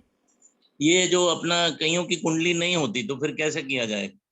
कईयों की कुंडली नहीं देखिए, बनी कईयों होती। की कुंडली नहीं होती है, लेकिन आपको डेट तो पता है, हम्म। मंथ तो पता है, तिथि तो पता है, इतना तो हाँ मालूम जी है। अगर हाँ जी। नियर बाय कुछ मालूम है तो आपकी कुंडली बन सकती है कि भाई इतने 10 बजे आसपास का जन्म है, ये तिथि नक्की है, ये साल नक्की है, तो कुंडली बन जाएगी। लेकिन आपको ये भी नहीं पता कि आप 55 साल के हो या 57 साल के हो, फिर तो मुश्किल है। ओके। ठीक है, अगर ऐसा लगे कि आपको टाइम नहीं पता है, बाकी सब पता है, तो आप मामा मौसी सबको पूछ सकते हो कि भाई मम्मी की डिलीवरी कब हुई थी, वो खाना खा के हॉस्पिटल गई थी, वो चाय वाय पी के गई थी। अगर 2 घंटे का भी समय आ गया ना, 2 घंटे का भी नियर बाय, कि भाई यहाँ 9 बजे से लेके 11 बजे तक तो आपकी कुंडली जरूर बन सकती है। ओके ओके तो ये सारे सवालों से हमको अपना रास्ता निकालना पड़ेगा, बराबर। Okay okay, thank you. और कोई प्रश्न है तो बोलो जरा प्लीज। किसी का फिजिकल या वो कोई प्रश्न है तो फिर मैं जो लास्ट टॉपिक में जो जरूरी मैटर है वो उसको मैं आगे। हाँ जी बोलिए। ओसवाल, मोना जी है। हाँ ओसवाल जी बोलिए, अनम्यूट हो जाइए। ओसवाल, हेलो हाँ बोलो। मैम, हमारे जो बर्थ में जैसे हिंदू या हमारे इसमें जब कहते हैं ना कि इस तिथि पे पैदा हुए हैं, हाँ जी, जैसे डेट होता है, तिथि से भी हम लोग करते हैं, तो तिथि का क्या इम्पोर्टेंस होता है? हाँ तिथि, आपने जो ज्योतिष के हिसाब से ये सवाल आपने बढ़िया किया। देखिए तिथि का क्या इम्पोर्टेंट है, देखिए ध्यान दीजिएगा। जी कृष्ण जन्म कब का है? सॉरी। कृष्ण जन्म कब का है? जी पता नहीं। कृष्ण जन्म जैसे नहीं मालूम? हेलो। आप हिंदू हो, कृष्ण का जन्म नहीं जैन पता? जैन जैसे मैं महावीर जयंती पे पैदा हुई तो सब लोग कहते हैं, तो मतलब क्या इम्पोर्टेंस है देखिए इसमें? कृष्ण, मैं आपको तिथि से समझाती हूँ। जो जी। हिंदू में जन्माष्टमी के दिन, आपको पता है हम्म ना, रोहिणी नक्षत्र आए तो ही वो सही होता है। हम्म, ठीक है आप छोड़ दो, मैं बता रही हूँ। अच्छा जी जी। तिथि और नक्षत्र का एक संयोग होता है, नॉट ओनली, अच्छा नॉट अच्छा अच्छा। ओनली। अब जैसे जन्माष्टमी के दिन हर कोई जन्मा है, लेकिन अगर कोई रोहिणी नक्षत्र और जन्माष्टमी में जन्मा है ना, तो वो बिल्कुल हम्म कृष्ण के हिसाब से उसी के स्वभाव वाला बनेगा। अच्छा। समझ में आया? हम्म। जन्माष्टमी में जन्मे लोग कृष्ण नहीं बन सकते, लेकिन जिनकी जन्माष्टमी में भी जन्म हो और वो भी रोहिणी नक्षत्र के दिन ही हो, उस दिन भी रोहिणी पड़ा, तो उसमें कृष्ण के बहुत सारे गुण आपको मिलेंगे। अच्छा। तो ये जो तिथि और नक्षत्र का संबंध है कि हर हम्म जन्माष्टमी के रोहिणी नक्षत्र होना चाहिए, और जहाँ रोहिणी नक्षत्र है उसी दिन अष्टमी भी आनी चाहिए। तो ये जरूरी है और वो हर एक पंचांग में होना चाहिए। अगर ये सिचुएशन है तो उस दिन जो भी जन्मेगा ना वो बहुत पावरफुल जन्मेगा। समझ में आया? तो तिथि जी। और नक्षत्र का संयोजन इतना बड़ा है, इतना महत्वपूर्ण है कि हर एक चैत्र सुद 9 के दिन पुष्य नक्षत्र आना ही चाहिए। मतलब ये है कि जब पुष्य नक्षत्र हो तभी नवमी पढ़नी चाहिए। अगर ये संयोग नहीं है ना तो हर एक रामनवमी के दिन जन्मा हुआ व्यक्ति राम जैसा नहीं बन पाएगा। फिर हम क्या बोलेंगे, अरे ये रामनवमी के दिन जन्मा है, उसके दिन जन्मा है, लेकिन ये तो बिल्कुल रावण जैसा है। हम बोलते हैं ऐसा। जी जी। जन्माष्टमी के दिन जन्मा है लेकिन कृष्ण के तो कोई गुण नहीं। अगर आपको अपने बच्चे में बिल्कुल नक्षत्र और रोहिणी का अगर तिथि का संबंध होता ना तो आपका बच्चा बिल्कुल वैसा बनता। तो ये बहुत महत्वपूर्ण है, पंचांग की ये घटना है। आपको पता होगा कितने सालों से जन्माष्टमी के दिन रोहिणी नक्षत्र आता ही नहीं। जब से ये नासा का गणित लिया है, ये नासा का पंचांग हमने ले लिया है ना, रोहिणी नक्षत्र बंद हो गया अष्टमी के दिन। ओके। तो आप अष्टमी का महत्व को तभी भोग पाओगे, तभी उसको पा पाओगे जब उसी दिन रोहिणी नक्षत्र पड़ेगा। और ये व्यवस्था पंचांग बनाने वाले को देखनी चाहिए। समझ में आई मेरी बात? जी जी जी। तिथि और नक्षत्र के संयोजन का बहुत बड़ा महत्व है। आपको ये पता होगा, कभी कभी बोलते हैं 200 साल में ऐसा मुहूर्त आया है, ऐसा मुहूर्त है आज। जी जी, बहुत बार होता है। क्यों? ये पुष्य नक्षत्र आया है, रवि पुष्य कितने सालों बाद आया है, ऐसा उत्तम नक्षत्र है, नहीं आता है न्यूज़पेपर में सब में। इसका बहुत महत्व है। हाँ जी, अब कौन बोल रहा है? आप ही मोना थी ना? हाँ कांता जी, आपको वापस कोई प्रश्न है? और दूसरा प्लीज प्रश्न हो तो हैंड रेज करो तो मालूम पड़े, नहीं तो मैं दूसरा टॉपिक ले लूंगी। हाँ, मैं पूछ रही थी, जैसे हमारा जन्म पत्री भी नहीं है, टाइम भी नहीं है, तो लोग बोलते हैं फर्स्ट चाइल्ड के उससे बता सकते हैं, ऐसे जन्म पत्री नहीं बन नहीं सकती नहीं है नहीं क्या? नहीं नहीं नहीं नहीं, कि बिल्कुल फर्स्ट नहीं, चाइल्ड का टाइम दे दो तो बिल्कुल उससे बन नहीं। जाती है? आपको अभी आपको अपने आप को ऑब्जर्व करना है। जैसे मैंने बोला कि अगर आप गेहूं नहीं खा रहे हो और उसी हड्डी का प्रॉब्लम है तो ये ऑब्जर्व करो और आप गेहूं वेहूं ये सब खाना शुरू कर लो। नहीं मतलब पत्री बन सकती, पत्री हमें दिखानी पत्री है भी तो हम कैसे कैसे बनेगी? दिखाएंगे? आपको आसपास की चीज भी मालूम होनी चाहिए, एटलीस्ट दिन तो मालूम होना ही चाहिए। दिन और अप्रोक्सीमेटली समय तो होना ही, बाकी अंधेरे में तीर मारने जैसा है। डेट और ईयर पड़ता है और कुछ नहीं पता है। डेट और ईयर पता है और समय पूछ लो, अगर मालूम है आसपास 2 घंटे नहीं, का आगे बहुत लोगों बोल से सकते हो। पूछा, घर वालों से, बहुत लोग से हाँ तो पूछा, फिर किसी मुझे किसी भेज ने। देना, मैं पत्री बना के दे दूंगी, नो वरी। आप बना देंगे? हाँ बना देंगे, क्यों नहीं बनाएंगे, ठीक है, थैंक यू, वही पूछना चाह रही थी मैं। जरूर बना देंगे। ठीक है, ठीक है, ठीक है। अभी किसी को प्रश्न है?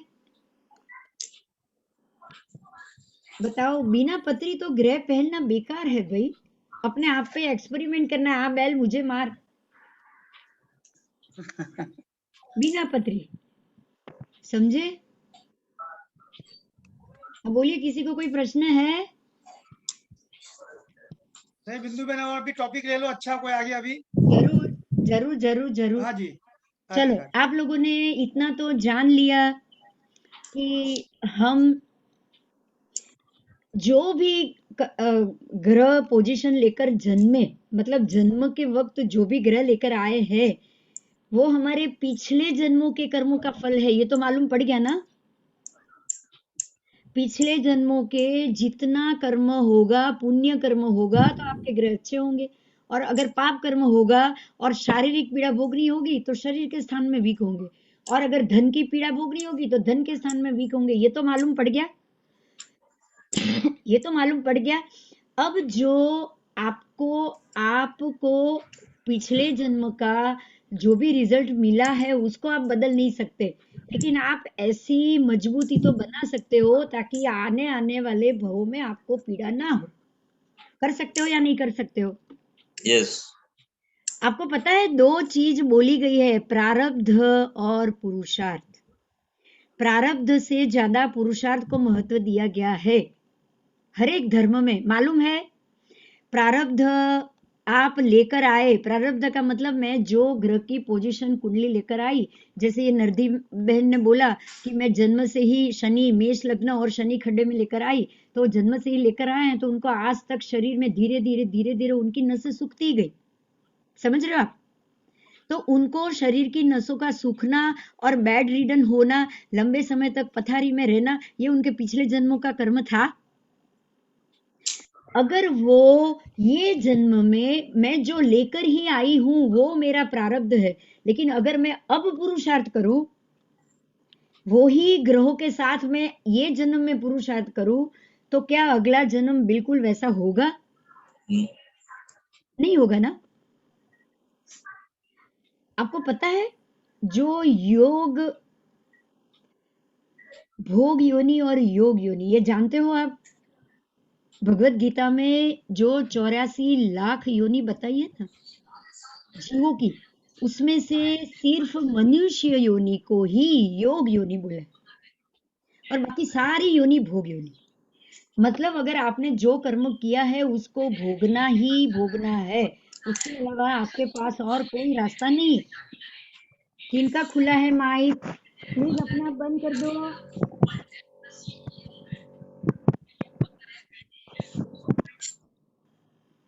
चलो मैंने सबके बंद कर दिए, कोई बात नहीं। जो भोग योनि और जो योग योनि,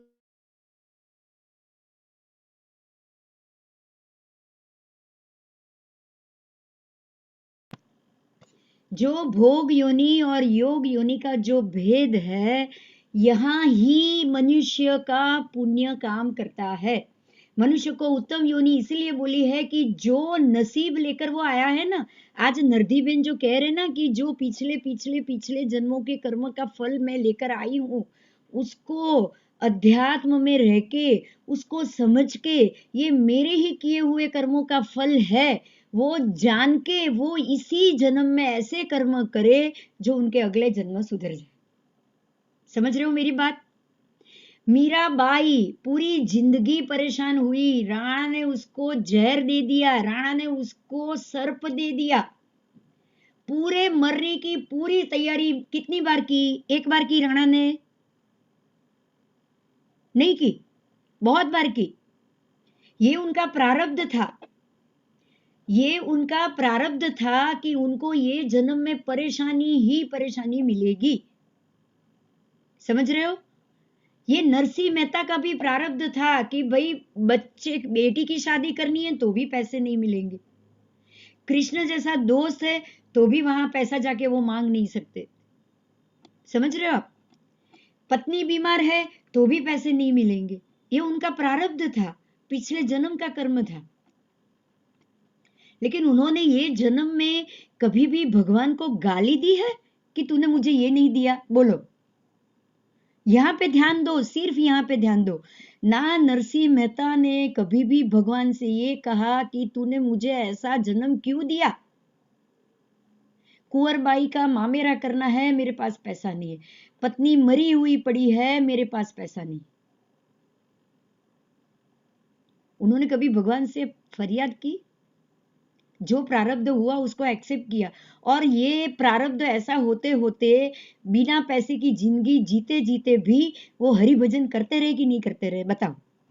अगर आपकी स्थिति ठीक नहीं है, आपकी पत्नी मर रही है, आपकी बेटी की शादी नहीं हो रही है, उसका जो मामेरा करना है, वेवाई जो भी आके खड़े हैं, माथे पे खड़े, आपके पास कुछ नहीं है, और आप क्या बोलोगे? भगवान तूने, मैं इतनी भक्ति कर रहा हूं फिर भी तूने मुझे कुछ नहीं दिया, अब कल से तेरी भक्ति बंद। इतना गुस्सा आता है कि नहीं आता है लोगों को? पिछले जन्म का प्रारब्ध है जो आपको दुख मिल रहा है, वो दुख के साथ दुख को ऐसे एक्सेप्ट करो, ये मेरे ही किए हुए कर्म का फल। और ये एक्सेप्ट करते करते भगवान की भक्ति चालू रखो। मतलब ये हुआ कि जो पाप कर्म का उदय ये जन्म में भोग रहे हो, वो पाप कर्म के उदय को भोगते भोगते आप नया कोई भी पाप नहीं कर रहे हो। ना ही भगवान को गाली दे रहे हो, नहीं आसपास के लोगों को गाली दे रहे हो। अगर मैं बीमार हूं, मैं बेड में हूं, तो भी मेरे कर्म, ना रोना है, ना धोना है, और ना ही आसपास के लोगों ने किसी का आपका कुछ नहीं किया, पानी नहीं दिया, ये खाना टाइम से नहीं दिया तो गुस्सा करना है। ऐसे अगर आपने ये जन्म का निकाल दिया ना, शांत होके, सम होके, आपने सारे बुरे कर्मों को आसानी से खत्म कर दिए, और ये जन्म में सम रहे, परेशानी होने के बावजूद शांत रहे, तो अगला जन्म क्या पुरुषार्थ अच्छा नहीं होगा क्या? होगा ना, होगा। यहां पे एक चीज याद रखो, अगर आपके पास पैसे नहीं है ना, ये जन्म में पैसे की खोट है ना, तो भी जो भी मिलता है, पैसा नहीं है, खाना है, रोटी मिल रही है, जो भी सामने मिलेगा आधी रोटी दो। जो भी कपड़े मिल रहे हैं, 10 जोड़ी कपड़े हैं आपके पास, अगर कोई कुछ मांगने आया, बोले भी मुझे कपड़े की जरूरत, पैसे की जरूरत है, आपके पास पैसे, बोलोगे भी मेरे पास पैसे तो उतने नहीं और कुछ चाहिए तो बोल। आप समझ रहे हो? आपके पास नहीं है फिर भी आप उसको पूछोगे कि भाई मेरे पास पैसे नहीं है, तेरे को और क्या चाहिए वो बोल। अगर वो बोले कि भाई एक जोड़ी कपड़े भी दे दो, 2 जोड़ी चलेगा पुराना, तो आप अपने कपड़े में से 2 कपड़े उसको दो। मतलब ये है, समझिएगा, ध्यान दीजिएगा, ये मुद्दे पे ध्यान दीजिएगा। कुछ ऐसे कर्म का कारण है जो ये जन्म में नसीब से आपको कमी आई, पैसे की कमी आई, और आपको कोई और दान पैसे का नहीं दे रहा है। बात समझ में आ रही? आपको पैसे की छूट नहीं मिल रही है, ना कोई दान दे रहा है, ना जो आप जहां काम कर रहे हो वो आपको पैसे की छूट दे रहा है। आपका बजट लो है, कुछ कारण है जो आपका बजट लो है। मतलब ये हुआ, सीधा हिसाब है, मैंने पिछले जन्म में सारी चीज लेने की कोशिश की, दूसरों से लिया है, मैंने किसी को दिया नहीं।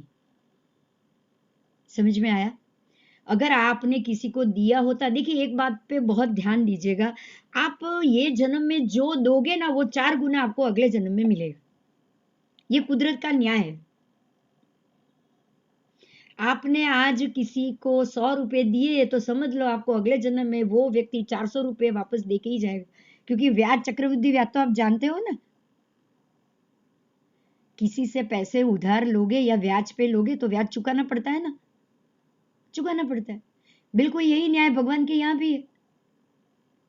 अगर आपने 100 रुपया किसी को दान दिया तो आपको 400 ही वो देके जाएगा, अगले जन्म में या बाद के जन्म में या बाद के जन्म में। तो सबसे बुद्धिमानी किसमें है मालूम है? सबसे बुद्धिमानी, अगर आज आपके पास 5 लाख रुपए है ना, समझिएगा, ध्यान दीजिएगा, मेरी बात पे ध्यान दीजिएगा। अगर 5 लाख रुपए है ना, उसमें से अगर 10 पैसा भी आपने किसी को दिया, 10% कितने हुए? 50,000 हुए। 5 लाख के 10% कितने हुए? 50,000 हुए ना। अगर आपने 50,000 दिए ना जिसको भी, वो अगले जन्म में आपको 2 लाख जरूर देके जाएगा।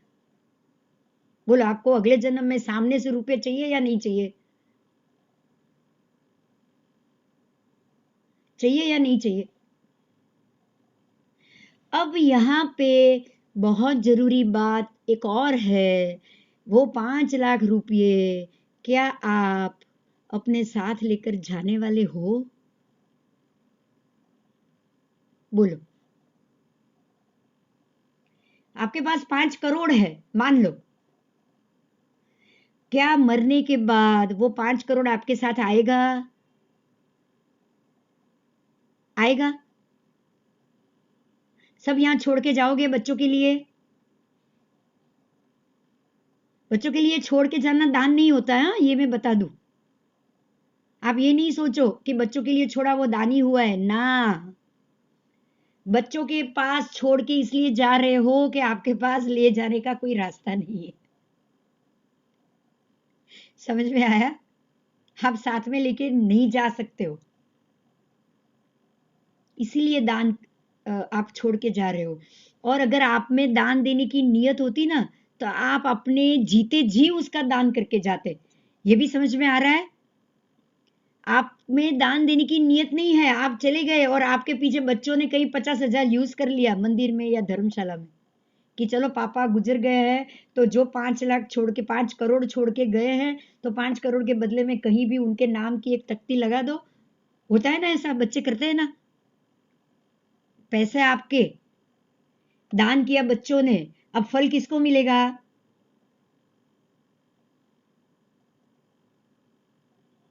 आपको मिलेगा या बच्चों को मिलेगा?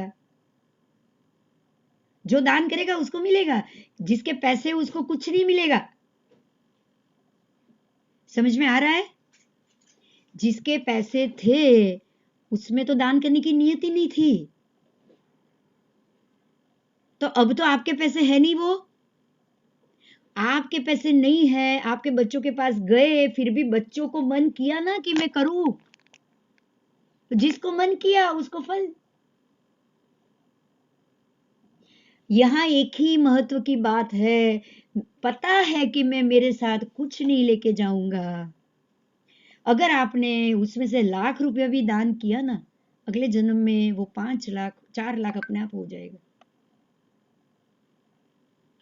अगर आपके घर कोई मांगने आया है ना, ध्यान दीजिएगा, अगर कोई मांगने आया है ना, आपने उसको 10,000 भी दिया ना, तो ये ध्यान रखिएगा उसको आपको वापस देना ही पड़ेगा।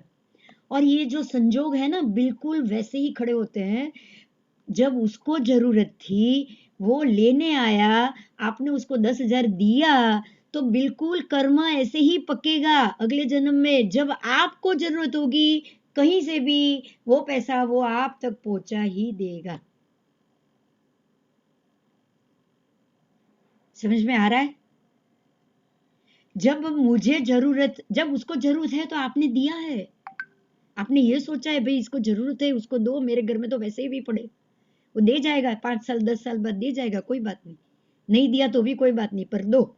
आपने ये सोच के दिया ना, अगर दे गया तो ठीक है, फिर अगले जन्म में नहीं मिलेगा, नहीं दे गया तो 4 गुना मिलेगा। ऐसी बुद्धि आपको यूज करनी चाहिए या नहीं करनी चाहिए? करनी चाहिए। हमें ऐसी बुद्धिमानी की बातें करनी ही चाहिए। इसी को पुण्य कर्म का बंध कहा जाता है। और ये पुण्य कर्म आपने बांधा, आपके पास 5 करोड़ रुपए है, आपने 5 लाख ऐसे 10 व्यक्ति को दे दिए, 50,000 आपने 10 व्यक्ति को 5 लाख रुपए दे दिए, तो आप ये समझ लो कि वो 10 व्यक्ति वो 5 लाख का 4 गुना अगले जन्म में सामने से जब आपको जरूरत होगी तब देके जाएंगे।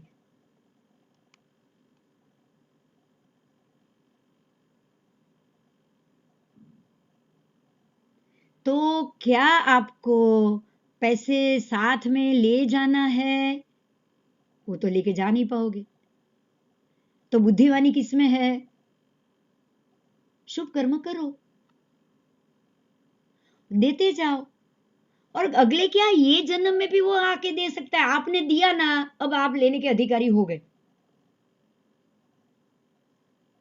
आपने एक बार पैसे किसी को दिया ना, तो वो उसको जबरन आप तक पहुंचा नहीं पड़ेगा। तो जो चीज हम लेके नहीं जा सकते ना, वो चीज देके ही जाना, देके ही जाना, ताकि आगे कभी भी अगले अगले जन्म में, और यही चीज है, आप कर्मों को छोड़ते जाओगे, छोड़ते जाओगे, छोड़ते जाओगे। आपने पैसे ही छोड़ दिए ना, पैसे धन छोड़ दिया ना, वो आदमी कुछ भी छोड़ सकता है, इतना समझने। दान खाली धन का नहीं, यश दान, कीर्ति दान, ज्ञान दान और धन दान। उसके बाद कन्यादान। कन्यादान मालूम है? कन्यादान का मतलब क्या है? खाली अपनी ही बेटी का दान करना। जगत की कोई भी स्त्री दुखी हो, उसको अपनी बेटी मानो और उसको सही ठिकाने पे लगाओ, यही कन्यादान। आप अपने बेटे को, अपनी बेटी का कन्यादान कैसे करते हो? सही व्यक्ति के हाथ में सौंप के ना। कन्यादान कैसे होता है? सही व्यक्ति के हाथ में सौंप के कन्यादान करते हो। तो अगर दुनिया की किसी और कोई स्त्री अगर ऐसी होगी, उसका अगर आपने सही मायने में, कोई दुखी स्त्री होगी, सही मायने में उसका कन्यादान किया, तो वो भी दान हुआ कि नहीं हुआ? किसी का नाम बढ़ाया, किसी का ये देखिए आप, ये नरेंद्र जी और रसिक भाई ने क्या किया, मुझे आपके सामने लाके रख दिया। रखा कि नहीं रखा? एक दिन रखा, 2 दिन रखा, मैंने आपको क्या दिया? ज्ञान दिया। मैंने आपको ज्ञान दिया, इन्होंने मुझे आपके सामने रखा। अगर इन्होंने नहीं रखा होता तो मैं और आप मिल पाते? तो ये ज्ञान दान के अधिकारी ये 2 हुए कि नहीं हुए? अब इनको ज्ञान दान अगले जन्म में अपने आप बढ़ेगा ही बढ़ेगा उनका ज्ञान। समझ में आया? जो ज्ञान मैं आपको दे रही हूं वो ज्ञान के ये अधिकारी हो गए, और ये दोनों व्यक्ति अगले जन्म में जो जितना मात्रा में, अगर आप में, अगर मैंने आपको 4 घंटा ज्ञान दिया है ना, तो ये अपने आप 20 घंटे जितना ज्ञान उनको अगले जन्म में मिल जाएगा। 4 गुना तो मिल ही जाएगा। यही कारण है कि जन कल्याण और परोपकार करो करो। समझ में आ रहा है? हमारे शास्त्र यही बोल रहे हैं, जन कल्याण करो, जिंदगी में कुछ नहीं करना है। आपके आसपास की कोई भी व्यक्ति को आपको दुखी नहीं रहने देना है, यही जन कल्याण। अपने बच्चों का, भाई के बच्चों का तो हर कोई करेगा, ये तो स्वार्थ का काम है। लेकिन कोई जिसको आप जानते ही नहीं हो, आपके घर के नौकर के बच्चे, ये कैसे बिना पढ़े रहने चाहिए? सोचो तो सही। आपके नौकर है, क्यों किसी के पास भीख मांगे? वो उनके बच्चे क्यों पढ़े बगैर रहे? एटलीस्ट ज्ञान दान तो करो आप, वो भी बड़ा ज्ञान दान है। अगर उनके बच्चों की 12वीं तक की फीस भी एक बार भरोगे ना आपने किसी के बच्चे को पढ़ाया, अपने नहीं, अपने को तो हर कोई पढ़ाएगा, भाई के, बहन के, मेरे बच्चे को तो मैं कभी भी पढ़ाऊंगी, उनको मैं किसी के पास भीख नहीं मांगने दूंगी। लेकिन मेरे नौकर, मेरे बिल्डिंग के वॉचमैन, समझ रहे हो आप, मेरा ड्राइवर, अगर उनका बच्चा पढ़ा ना, ये मेरे नहीं है, ये मेरे नहीं है। वो मैं ड्राइवर तो मैं मेरी जिंदगी में 100 बदलूंगी, वॉचमैन तो पता नहीं कितनी बार है, ये मेरा नहीं है। लेकिन उनके बच्चे को अगर मैंने पढ़ाया ना, तो ये समझना आप बिना ज्ञान के वंचित कभी नहीं रह पाओगे। आपको वो जितना ज्ञान, अगर वो 12वीं तक पढ़ेगा ना, तो वो जितने ज्ञान की मात्रा होगी उससे 4 गुना ज्ञान आपको मिलेगा ही मिलेगा। यही जन कल्याण। और जन कल्याण, लोक कल्याण, ये शब्द हम जानते हैं, परोपकार। हमारे शास्त्र यही बोलते हैं कि बांटते जाओ, जो है कुछ लेके नहीं जाना है। ये बुद्धि आ गई ना? आप सोचो, मुझे तो पता है मैं कुछ लेके नहीं जाऊंगी, तो ये ज्ञान भी क्यों अकेले लेके जाऊं?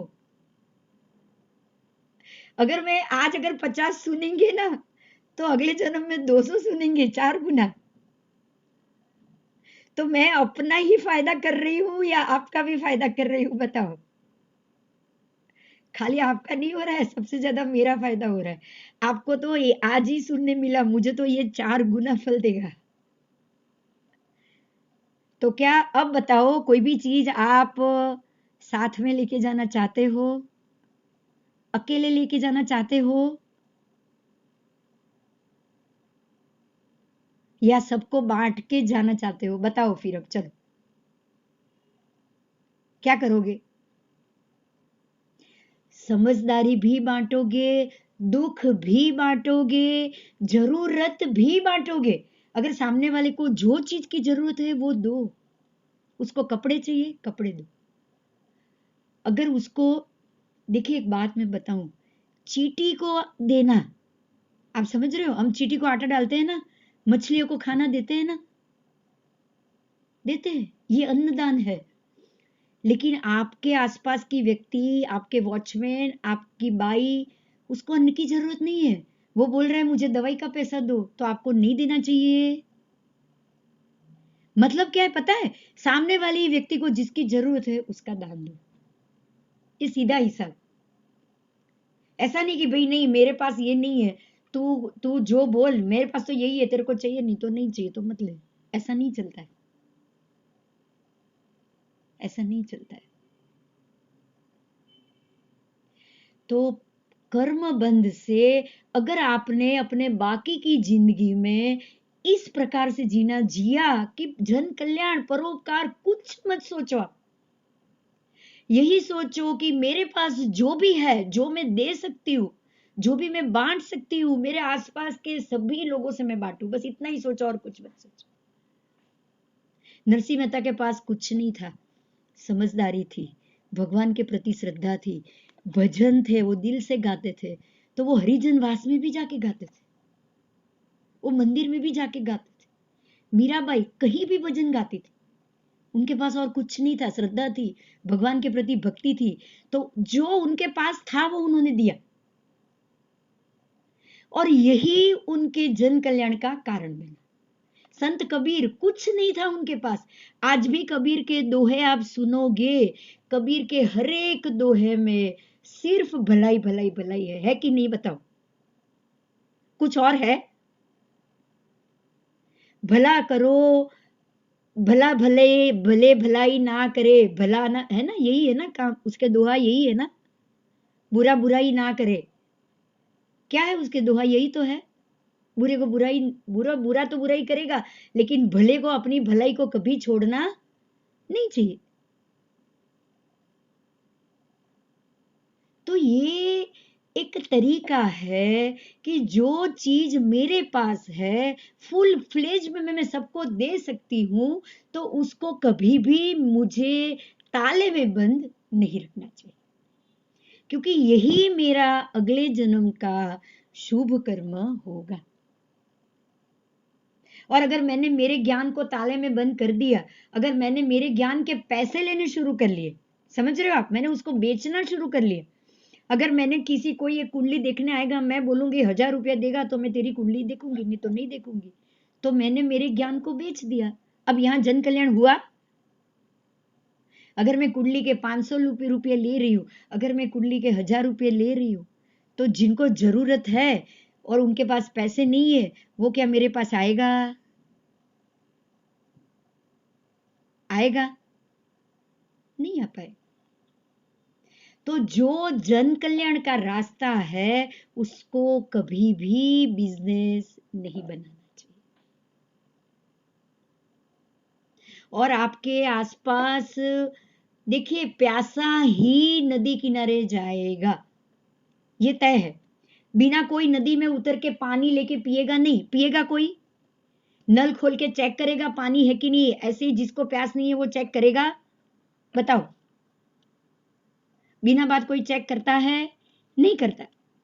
तो ये चेक कौन करेगा? कौन करेगा बताओ? अगर किसी को कोई प्रश्न है तो बीच में हैंड रेज कर लो, आज का प्रश्न आज ही आपके लिए सॉल्व हो जाएगा, ठीक है? बीच में कभी भी मैं ये बंद करके आपके सवाल का जवाब ले लूंगी, लेकिन मैं ये नहीं चाहूंगी कि आप लोग अपने दिमाग में कोई बात बिना क्लिक, बिना खुली हुई लेके जाओ। तो हमें एक चीज का बहुत ध्यान रखना है, अगले जन्म में हम शुभ कर्म की बांधने की तैयारी आज से, अभी से शुरू करेंगे। मीराबाई को जिस दिन ये समझ आ गई ना कि ये जन्म लेना ही सबसे बुरी बात है, तभी से वो अपने आप को उन्होंने कृष्ण के हवाले कर लिया। संत कबीर ने भी अपने आप को कृष्ण के हवाले कर लिया, नरसिंह मेहता ने भी अपने आप को, इसी कारण से, ध्यान दीजिएगा, यही कारण है, ये तीनों के भजन में जितने प्रभु के लिए भाव आएगा ना, उतना किसी और के भजन में नहीं आएगा। ये तीनों के भजन में वैष्णव जन तो तेने कहिए, जे पीड़ पराई जान। आप समझ रहे हो, ये नरसिंह मेहता का भजन। आप वैष्णव जन हो ना, तो वैष्णव जन किसको बोलेंगे हम? जो दूसरे की पीड़ा को जान पाए वो ही वैष्णव जन है, और कोई नहीं है। अगर आपको अपने वॉचमैन की पीड़ा नहीं पता है ना, आपके ड्राइवर की पीड़ा नहीं मालूम है ना, आप वैष्णव जन नहीं हो। समझ में आ रही है मेरी बात? वैष्णव जन के लिए उसके आसपास, देखिए जैन में भी ये शब्द है, जैन का जो भगवती सूत्र आगम है ना, उसमें भगवान ने बहुत अच्छी बात कही है, आपके अवग्रह में, अवग्रह का मतलब है जहां तक मेरा दायरा हो, जहां तक मैं पहुंच पाऊं, कोई भी जीव दुखी नहीं होना चाहिए। अगर एक कुत्ते का बच्चा भी गटर में गिर गया है ना, चाहे वो टॉयलेट की गटर हो, आप हाथ डालो, उसको बाहर निकालो, उसको धुओ पानी से, उसको बचाओ और फिर बाहर छोड़ दो। आपके एरिया में है वो, आप उसको बचा सकते हो। ये गिर गया है, कोई आए बचाए, पुलिस आए बचाए, एम्बुलेंस आए बचाए ना, सबसे पहला हाथ आपका अंदर जाना चाहिए, चाहे वो कुत्ते का पिल्ला ही क्यों ना। आपके सामने कोई जीव पीड़ा में नहीं रहना चाहिए। वैष्णव जन भी यही है, यही है हिंदू धर्म, सनातन धर्म यही कहता है। वैष्णव जन, मनुष्य, एक सनातनी मनुष्य ऐसा होना चाहिए जो दूसरे की पीड़ा को उसके बोलने से पहले समझ जाए। और जिसने ये समझा है ना, मान लो आपने अगले अगले जन्म में सामने से लक्ष्मी, सामने से सरस्वती, लक्ष्मी आ गई धन मिल जाएगा, सरस्वती आ गई विद्या मिल जाएगी, और बाकी के कर्मों को तो आप क्षय करते जाओगे। जैसे ही मनुष्य बनोगे, आप अपने आप को अगले जन्म में अच्छे कर्म करके जाओ और आत्मा पे जो बुरे कर्म लगे हैं उसको खत्म करो। ये साइंस है, ध्यान दीजिएगा, ये बहुत क्लियर साइंस है। अभी नरदी जी एक बात पे ध्यान दीजिए, आप इसीलिए बेड रिडन हो या पीड़ा में हो क्योंकि आपके आत्मा के ऊपर अभी भी अशुभ कर्म के ढग लगे हुए हैं। जैसे ही वो खत्म होते जाएंगे ना, आपकी सातों चक्र की शक्तियां खुलती जाएगी, और जैसे जैसे शक्ति खुलती जाएगी आप बिल्कुल नखशीश रोग से मुक्त होते जाओगे। रोग का शरीर घर बने तो सीधा हिसाब है, आपके ऊपर अशुभ कर्म के थर लगे हुए हैं। और जैसे ही ये अशुभ कर्म घटते गए ना, शुभ परोपकार जन कल्याण बढ़ता गया ना, आपको एक ही काम करना है बस, मेरे आसपास कोई भी जीव को जो तकलीफ होगी उसका सॉल्यूशन मैं करूंगी। ये नियम ले लो, कुछ मत करो, और ढूंढने जाने की भी जरूरत नहीं है बाहर। मेरे आसपास एक भी व्यक्ति कोई काम से दुखी है, बोल तुझे क्या चाहिए। अगर कोई बोले 5 करोड़ रुपया दे दे, तो वो मेरे पास नहीं है। तेरे बच्चे की फी बाकी है, मैं भर दूंगी। कॉलेज की 5 लाख फी है या डॉक्टर बन रहा है 5 करोड़ खिलाना है, वो देने की जरूरत नहीं है। आप वो 5 करोड़ में 500 बच्चों की फी भर दोगे। समझ में आ रही है बात? वो जरूर करो। दूसरे के बच्चे का जो ध्यान रखेगा, उसके अपने बच्चे को कभी भी किसी से मांगने की जरूरत नहीं पड़ेगी। ये ईश्वर का न्याय है। आपने दूसरे के बच्चों को पढ़ाया, आपने वॉचमैन के बच्चे को पढ़ाया, आपने अपनी काम वाली बाई या घाटी का बच्चे को पढ़ाया ना, आपके बच्चे कभी भी अभ्यास से वंचित नहीं रहेंगे। ये कर्म की व्यवस्था है। हमें ये समझना है, जन कल्याण समझना है, परोपकार समझना है। जो भी ये जन्म में जो पीड़ा मिल रही हो, अगले जन्म को जरूर सुधारना। आपका समय हो जाए तो बताइएगा, मेरे बातों में मेरा ध्यान नहीं जाएगा। एक हैंड रेज है, मैं ले लूं? हाँ बोलिए, प्रश्न कर सकते हो आप।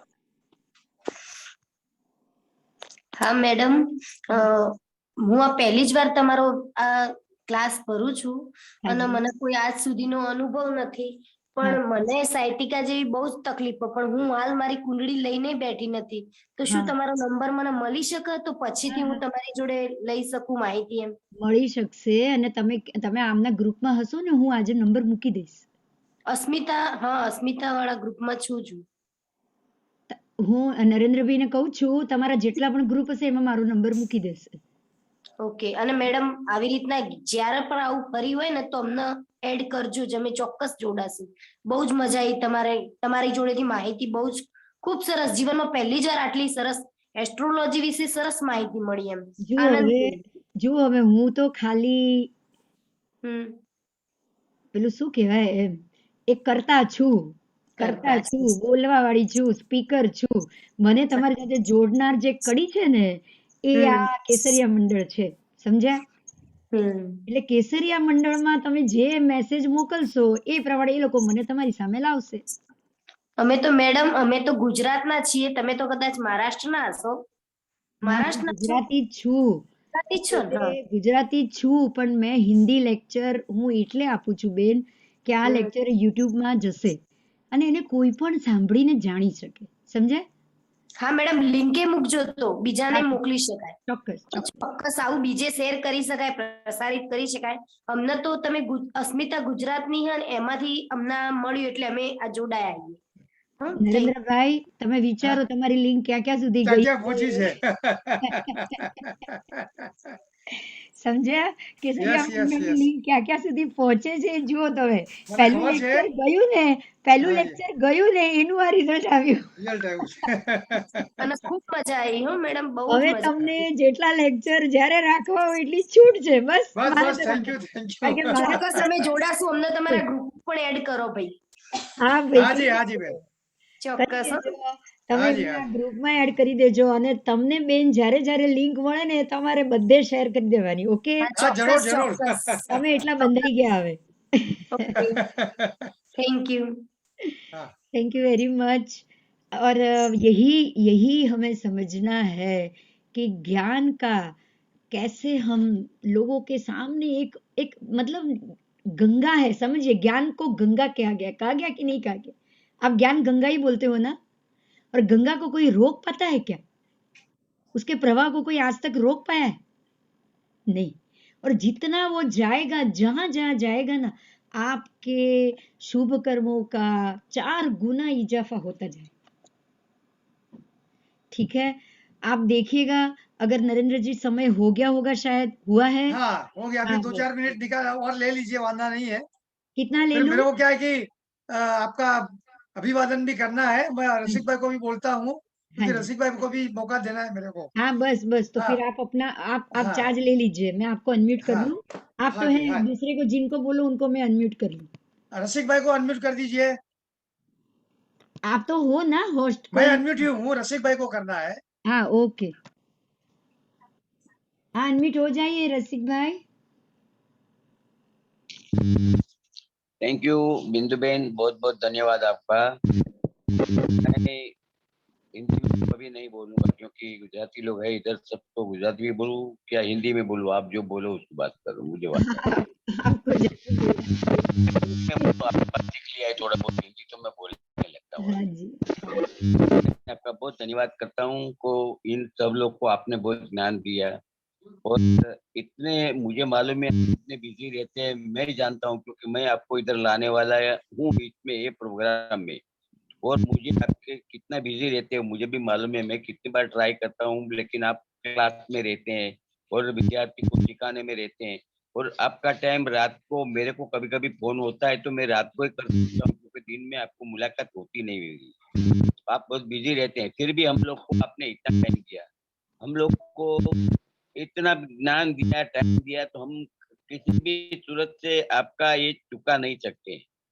ये तो अभी मैं चुकाएंगे तो भी अगले जन्म में काम लगेगा आपका ये जो अरे आपने वो जो 4 हमको गुना दिया है तो बढ़ेगा, हम आप जरूर। चिंता मत करो। और यही चीज है जो हमें बढ़ानी चाहिए। तो आपका ज्ञान बहुत मिला है, मुझे बहुत खुशी है। जो सर्वेश्वर जी जो आपके उधर मेरे मित्र हो गए अभी, तो अब तो उनके मेरे साथ फ्रेंडशिप है। उनका सर्वेश्वर जी नाम क्या है वो मुझे नाम बराबर पता नहीं चलता, सर्वेश्वर जी आप बोल दीजिए आपका नाम लेकिन भाई। मित्रवर मेरे बहुत हमेशा मैं खुशी रहता हूँ, आपको देखता हूँ और आप बहुत इंटरेस्ट भी लेते हैं, तो मुझे भी बहुत खुशी है कि जो बिंदु बेन जो उधर अपने उधर जो शेयर करते हैं हमारी लाइन, तो सब लोग आप भी इसमें पार्ट लेते हैं, तो आप लोग को भी थोड़ा बहुत ज्ञान मिल जाता है। क्योंकि मैं में बहुत ऐसे प्रोग्राम बहुत कम होते हैं और कभी रात को कम होते हैं, वो लोग दिन को करते हैं तो रात को भी अपने को चांस मिलता है ना। बिंदु बेन ने भी चाहा कि हमारे सब आप भाई लोग आप उधर भी है इसी वजह से वो हिंदी में सब कुछ दे रहे हैं, और हिंदी तो हम सब समझते ही हैं। और मैं बिंदु बेन का बहुत बहुत धन्यवाद करता हूँ। एक बार तो हमारे उधर वो आ चुके हैं संडे को, और इतने बिजी अवर्स में भी वो संडे को भी आए, और उसको लगा कि मेरे सवाल जवाब आधे रह गए, तो हमने उसको रिक्वेस्ट किया कि बिंदु बेन बहुत लोगों को सवाल,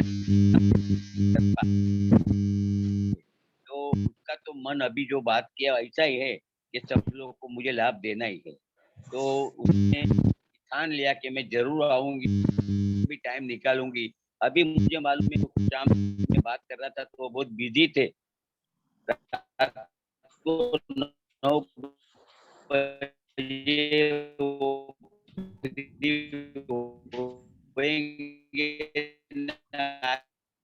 आपकी आवाज थोड़ी टूट रही है रसिक हाँ, वो भाई। नेटवर्क का प्रॉब्लम लग रहा है। तो भी अपने को इतना ध्यान दे रहे हैं। हाँ जी, नहीं रसिक भाई, आपको हम आप थैंक्स बोलते हैं कि आप ऐसे प्रोग्राम रखते हैं और हमें मौका मिलता है, हम अटेंड कर लेते हैं। बहुत अच्छा है, आपके लिए हम बहुत शुक्रगुजार हैं आपके। तो बिंदु बहन, हाँ बोलो। बहुत बहुत धन्यवाद केसरिया मंडल और हमारी कमिटी मेंबर्स और हमारे ट्रस्टी की तरफ से, जो हमने 2 दिन का जो सेशन किया हमने आज, हाँ और जी, काफी सारे पार्टिसिपेंटों ने यहाँ पे पार्टिसिपेट किया हुआ है, मैं देख रहा हूँ यहाँ पे, और काफी लोगों को संतोष हुआ है इसमें। और इस संतोष के साथ में मैं आपका बहुत बहुत शुक्रगुजार हूँ कि आपने हमारे लिए टाइम किया है, और हाँ जी, भविष्य में फिर हम प्रोग्राम करेंगे, एक बहुत बढ़िया प्रोग्राम करेंगे। और मैं मौका लूंगा आपका कि हमारी जो संस्था है वो एक्चुअली भुवनेश्वर में है, अच्छा तो हम एक्चुअली वहाँ फिजिकल प्रोग्राम भी करते हैं। मतलब अभी तो अच्छा, सिर्फ अभी क्या है कि कोरोना की मैटर है और ऑनलाइन वहाँ पे अलाउड नहीं है, इसके लिए हम क्या है कि अभी ऑनलाइन में आए हैं। मगर जरूर हमारा एक प्रोग्राम और आएगा अच्छा, जब अनलॉक हो जाएगा मामला, अच्छा, तो मैं आपको इनवाइट करूंगा, और आप जरूर हमारी संस्था में आना आप। जरूर और जरूर और जरूर आगे आएंगे। और भी ज्ञान की बातें हमें जरूर देना। और मैं आपको और आपका और रसिक भाई दोनों का भी मैं बहुत बहुत शुक्रगुजार हूँ। और आप मुझे आपका मौका और देना कि मैं उसमें हम और भी लोगों को सेवा कर सकते हैं। यस यस यस, हाँ? जरूर। और आप जब भी बुलाएंगे, जब भी ऐसा कुछ रखना होगा, सब्जेक्ट ये सब्जेक्ट है, अभी तो ये सब्जेक्ट है, लेकिन अगर मान लो कि कोई और सब्जेक्ट अध्यात्म के ऊपर या कर्म की सिस्टम के ऊपर, थियरी के ऊपर, आप जब भी मन कर कहोगे मुझे, मैं कोई कोई भी ऐसी सब्जेक्ट के ऊपर जरूर आऊँ। जरूर जरूर। ठीक है, तो मैं मीटिंग यहाँ पे खत्म कर रहा हूँ, और आप सबका आप बहुत बहुत धन्यवाद है। आप मीटिंग खत्म करने से पहले 5-7 मिनट सबको एक बार ऑन कर लो। तो पूछ लिए, बोल लीजिए, हाँ बस जिसको बोलना है बोलेंगे, मैं 1 मिनट सबको अनम्यूट कर रही हूँ, अनम्यूट उसके कर बाद दीजिए आप। 5 मिनट बाद हम बंद करेंगे। तो जिसको हाँ, भी जो कुछ भी कहना है वो अपने हिसाब से कुछ अपने मन की बात कह पाए। आप सब अनम्यूट हो जाओ, और जिनको जो बोलना है आप बोल सकते हो। बहुत अच्छा लगा बिंदु जी, आपने बहुत ज्ञान दिया हमें, थैंक यू सो मच। बहुत मजा आया आपका प्रोग्राम देख के, बहुत नॉलेज मिली है हमको, अच्छी अच्छी बातें मालूम पड़ी ग्रहों के बारे में, और हमें क्या केयर करनी चाहिए, सभी कुछ एक डॉक्टरी सलाह भी मिल गई आपसे। चलो बहुत अच्छी बात है कि आप लोगों को ये सब चीजों में इतना रस लेने का मन किया। बस मैं तो यही कहूंगी कि ऐसी चीजों और ऐसे सब्जेक्ट में मन करे ना, वो भी बहुत बड़ी बात होती है ना। नहीं, बहुत बहुत अच्छा था, बहुत ही ज्ञान मिला है। और आप, हम कहते हैं ना ज्ञान की गंगा, हम तो कहते हैं ज्ञान का सागर है, ज्ञान का सागर होता मैं है। तो खाली बिंदु हूँ। बिंदु में से आपका नाम सिंधु, तो बिंदु बिंदु से रखा हम है, सिंधु भी निकलता बिंदु है, है, मगर आप है बिंदु से सागर। सिंधु निकलता है। ये बिंदु से सिंधु की। ये सिंधु में से भी खाली एक बिंदु हूँ। नाम के ऑपोजिट है, भगवान आप सागर है। भगवान ने नाम भी ऐसा दे दिया है कि मैं कोई चीज का मैं अहंकारी ना कर पाऊँ, आप समझे। खूब सरस। बहुत मैडम बहुत તમારી अच्छा લિંક અને लगा। મોબાઈલ નંબર અમને લખાવો, અમને નહીં हाँ મળે પછી। लखी लो चलो। 720 720 825 825 663 663। 3 बस। 772 720 825 6663. સરસ, થેન્ક યુ વેલકમ. બિંદુબેન. बहुत बहुत बढ़िया, बहुत बढ़िया, बहुत मजा आया, બસ बहुत सारा ज्ञान मिला हमें। બહુ જ મજા Thank આવી you. ગઈ, હા, આજે તો Thank- ખૂબ મજા આવી ગઈ. बहुत अच्छा, बहुत अच्छा. अभी जो भी होगा ये आगे का वीडियो, ये वीडियो दोनों लिंक मैं आपको ये उसमें मैंने रख दिया था, लास्ट तो आपको मिला ही होगा, ये दूसरा भी रख लेंगे ताकि जिनको भी पूरा सेशन ठीक से समझना है वो समझ पाए. बराबर? Okay okay. ओके. Thank और फिर you. बाद में भी Thank अगर you. कोई क्वेश्चन आंसर्स है तो मेरा ये मोबाइल नंबर तो मैंने बोला हुआ ही है, आप सुनोगे तो भी आपको मालूम पड़ जाएगा. ओके. तो कुछ भी होगा आप मुझे फोन से या ऐसे बात कर सकते हो. Okay, Thank you, thank बिंदुबेन. you. Phone Good કરવા night. बहुत માટેનો शुक्रिया, સમય કોઈ बहुत बहुत નિશ્ચિત કરો. धन्यवाद. बहुत बहुत अच्छा लगा, बहुत ही अच्छा लगा. बहुत Thank अच्छा you. लगा, धन्यवाद. Thank you. Good night. शुक्रिया. Thank you very much. जय जिनेंद्र. आज अच्छी नींद हरिओम. आएगी सब सुन के आपका, નમો નમઃ. आपका सुन के आज अच्छी नींद आएगी. શુભ રાત્રિ. चलो शुभ बहुत अच्छा. रात्रि, शुभ रात्रि. अभी आप बहुत बंद કેસરિયા कर सकते हो. મંડળનો બી આભાર. हाँ, केसरिया मंडल का ही અમને बहुत बहुत જવાબ आभार. મળ્યો. उनके जो भी ट्रस्टीगण है, मैं जानती हूँ सिर्फ नरेंद्र जी को और रसिक भाई को, बाकी का मुझे नहीं पता है, लेकिन अगर यहाँ कोई भी ट्रस्टीगण बैठे हो तो बस आप सबके मंडल का मेरी ओर से आपको लाख लाख धन्यवाद. ठीक है, ताकि मैं आपके जरिए ये सबको मिल पाई. बहुत से नए लोगों से मैं मिली हूँ, मेरे विचार आप तक पहुंचे. अगर ये केसरिया मंडल ने ये कोशिश नहीं की होती ना तो शायद नहीं हो पाती. तो ને थैंक લેટ નાઇટ રાખ્યું છે એટલે બેસ્ટ છે, हाँ जी. કારણ કે દુનિયાભરના લોકો એટેન્ડ કરી શકે. हाँ. આ ઝૂમનો આ જ ફાયદો છે ને. Yes. Zoom का ही फायदा है. ખરેખર મજા આવી ગઈ, હો, આજે. આ ફાયદા ही तुमने है. तो All over. आजकल हम लोग को सबको बहुत मिला दिया, बहुत ज्ञान दे रहे हैं, बहुत अच्छा समय जा रहा है हमारा. Yes. कोरोना के टाइम में भी इतना अच्छा समय जा रहा है, सब लोग से मिलना हो रहा है. नहीं तो शायद हम लोग आप सबसे नहीं मिल पाते, इतने ज्ञानी ज्ञानी लोगों से नहीं मिल पाते. ये तो बात सही है कांता जी. हाँ, बहुत बिल्कुल. अच्छा, बहुत ही अच्छा. ठीक है, तो अभी आप Okay, नरेंद्र भाई आप thank you. बंद कर सकते हो लिंक. सबसे बात हो गई है. बहुत बहुत शुक्रिया बिंदु बेन. हाँ जी. और फिर एक प्रोग्राम मैं करूंगा, बड़ा अच्छा प्रोग्राम कर देगी, और एक बार मैं आपको मंडल में बुला लूंगा. जरूर जरूर जरूर. Thank you very much. Thank you. Thank you. Thank you, sir.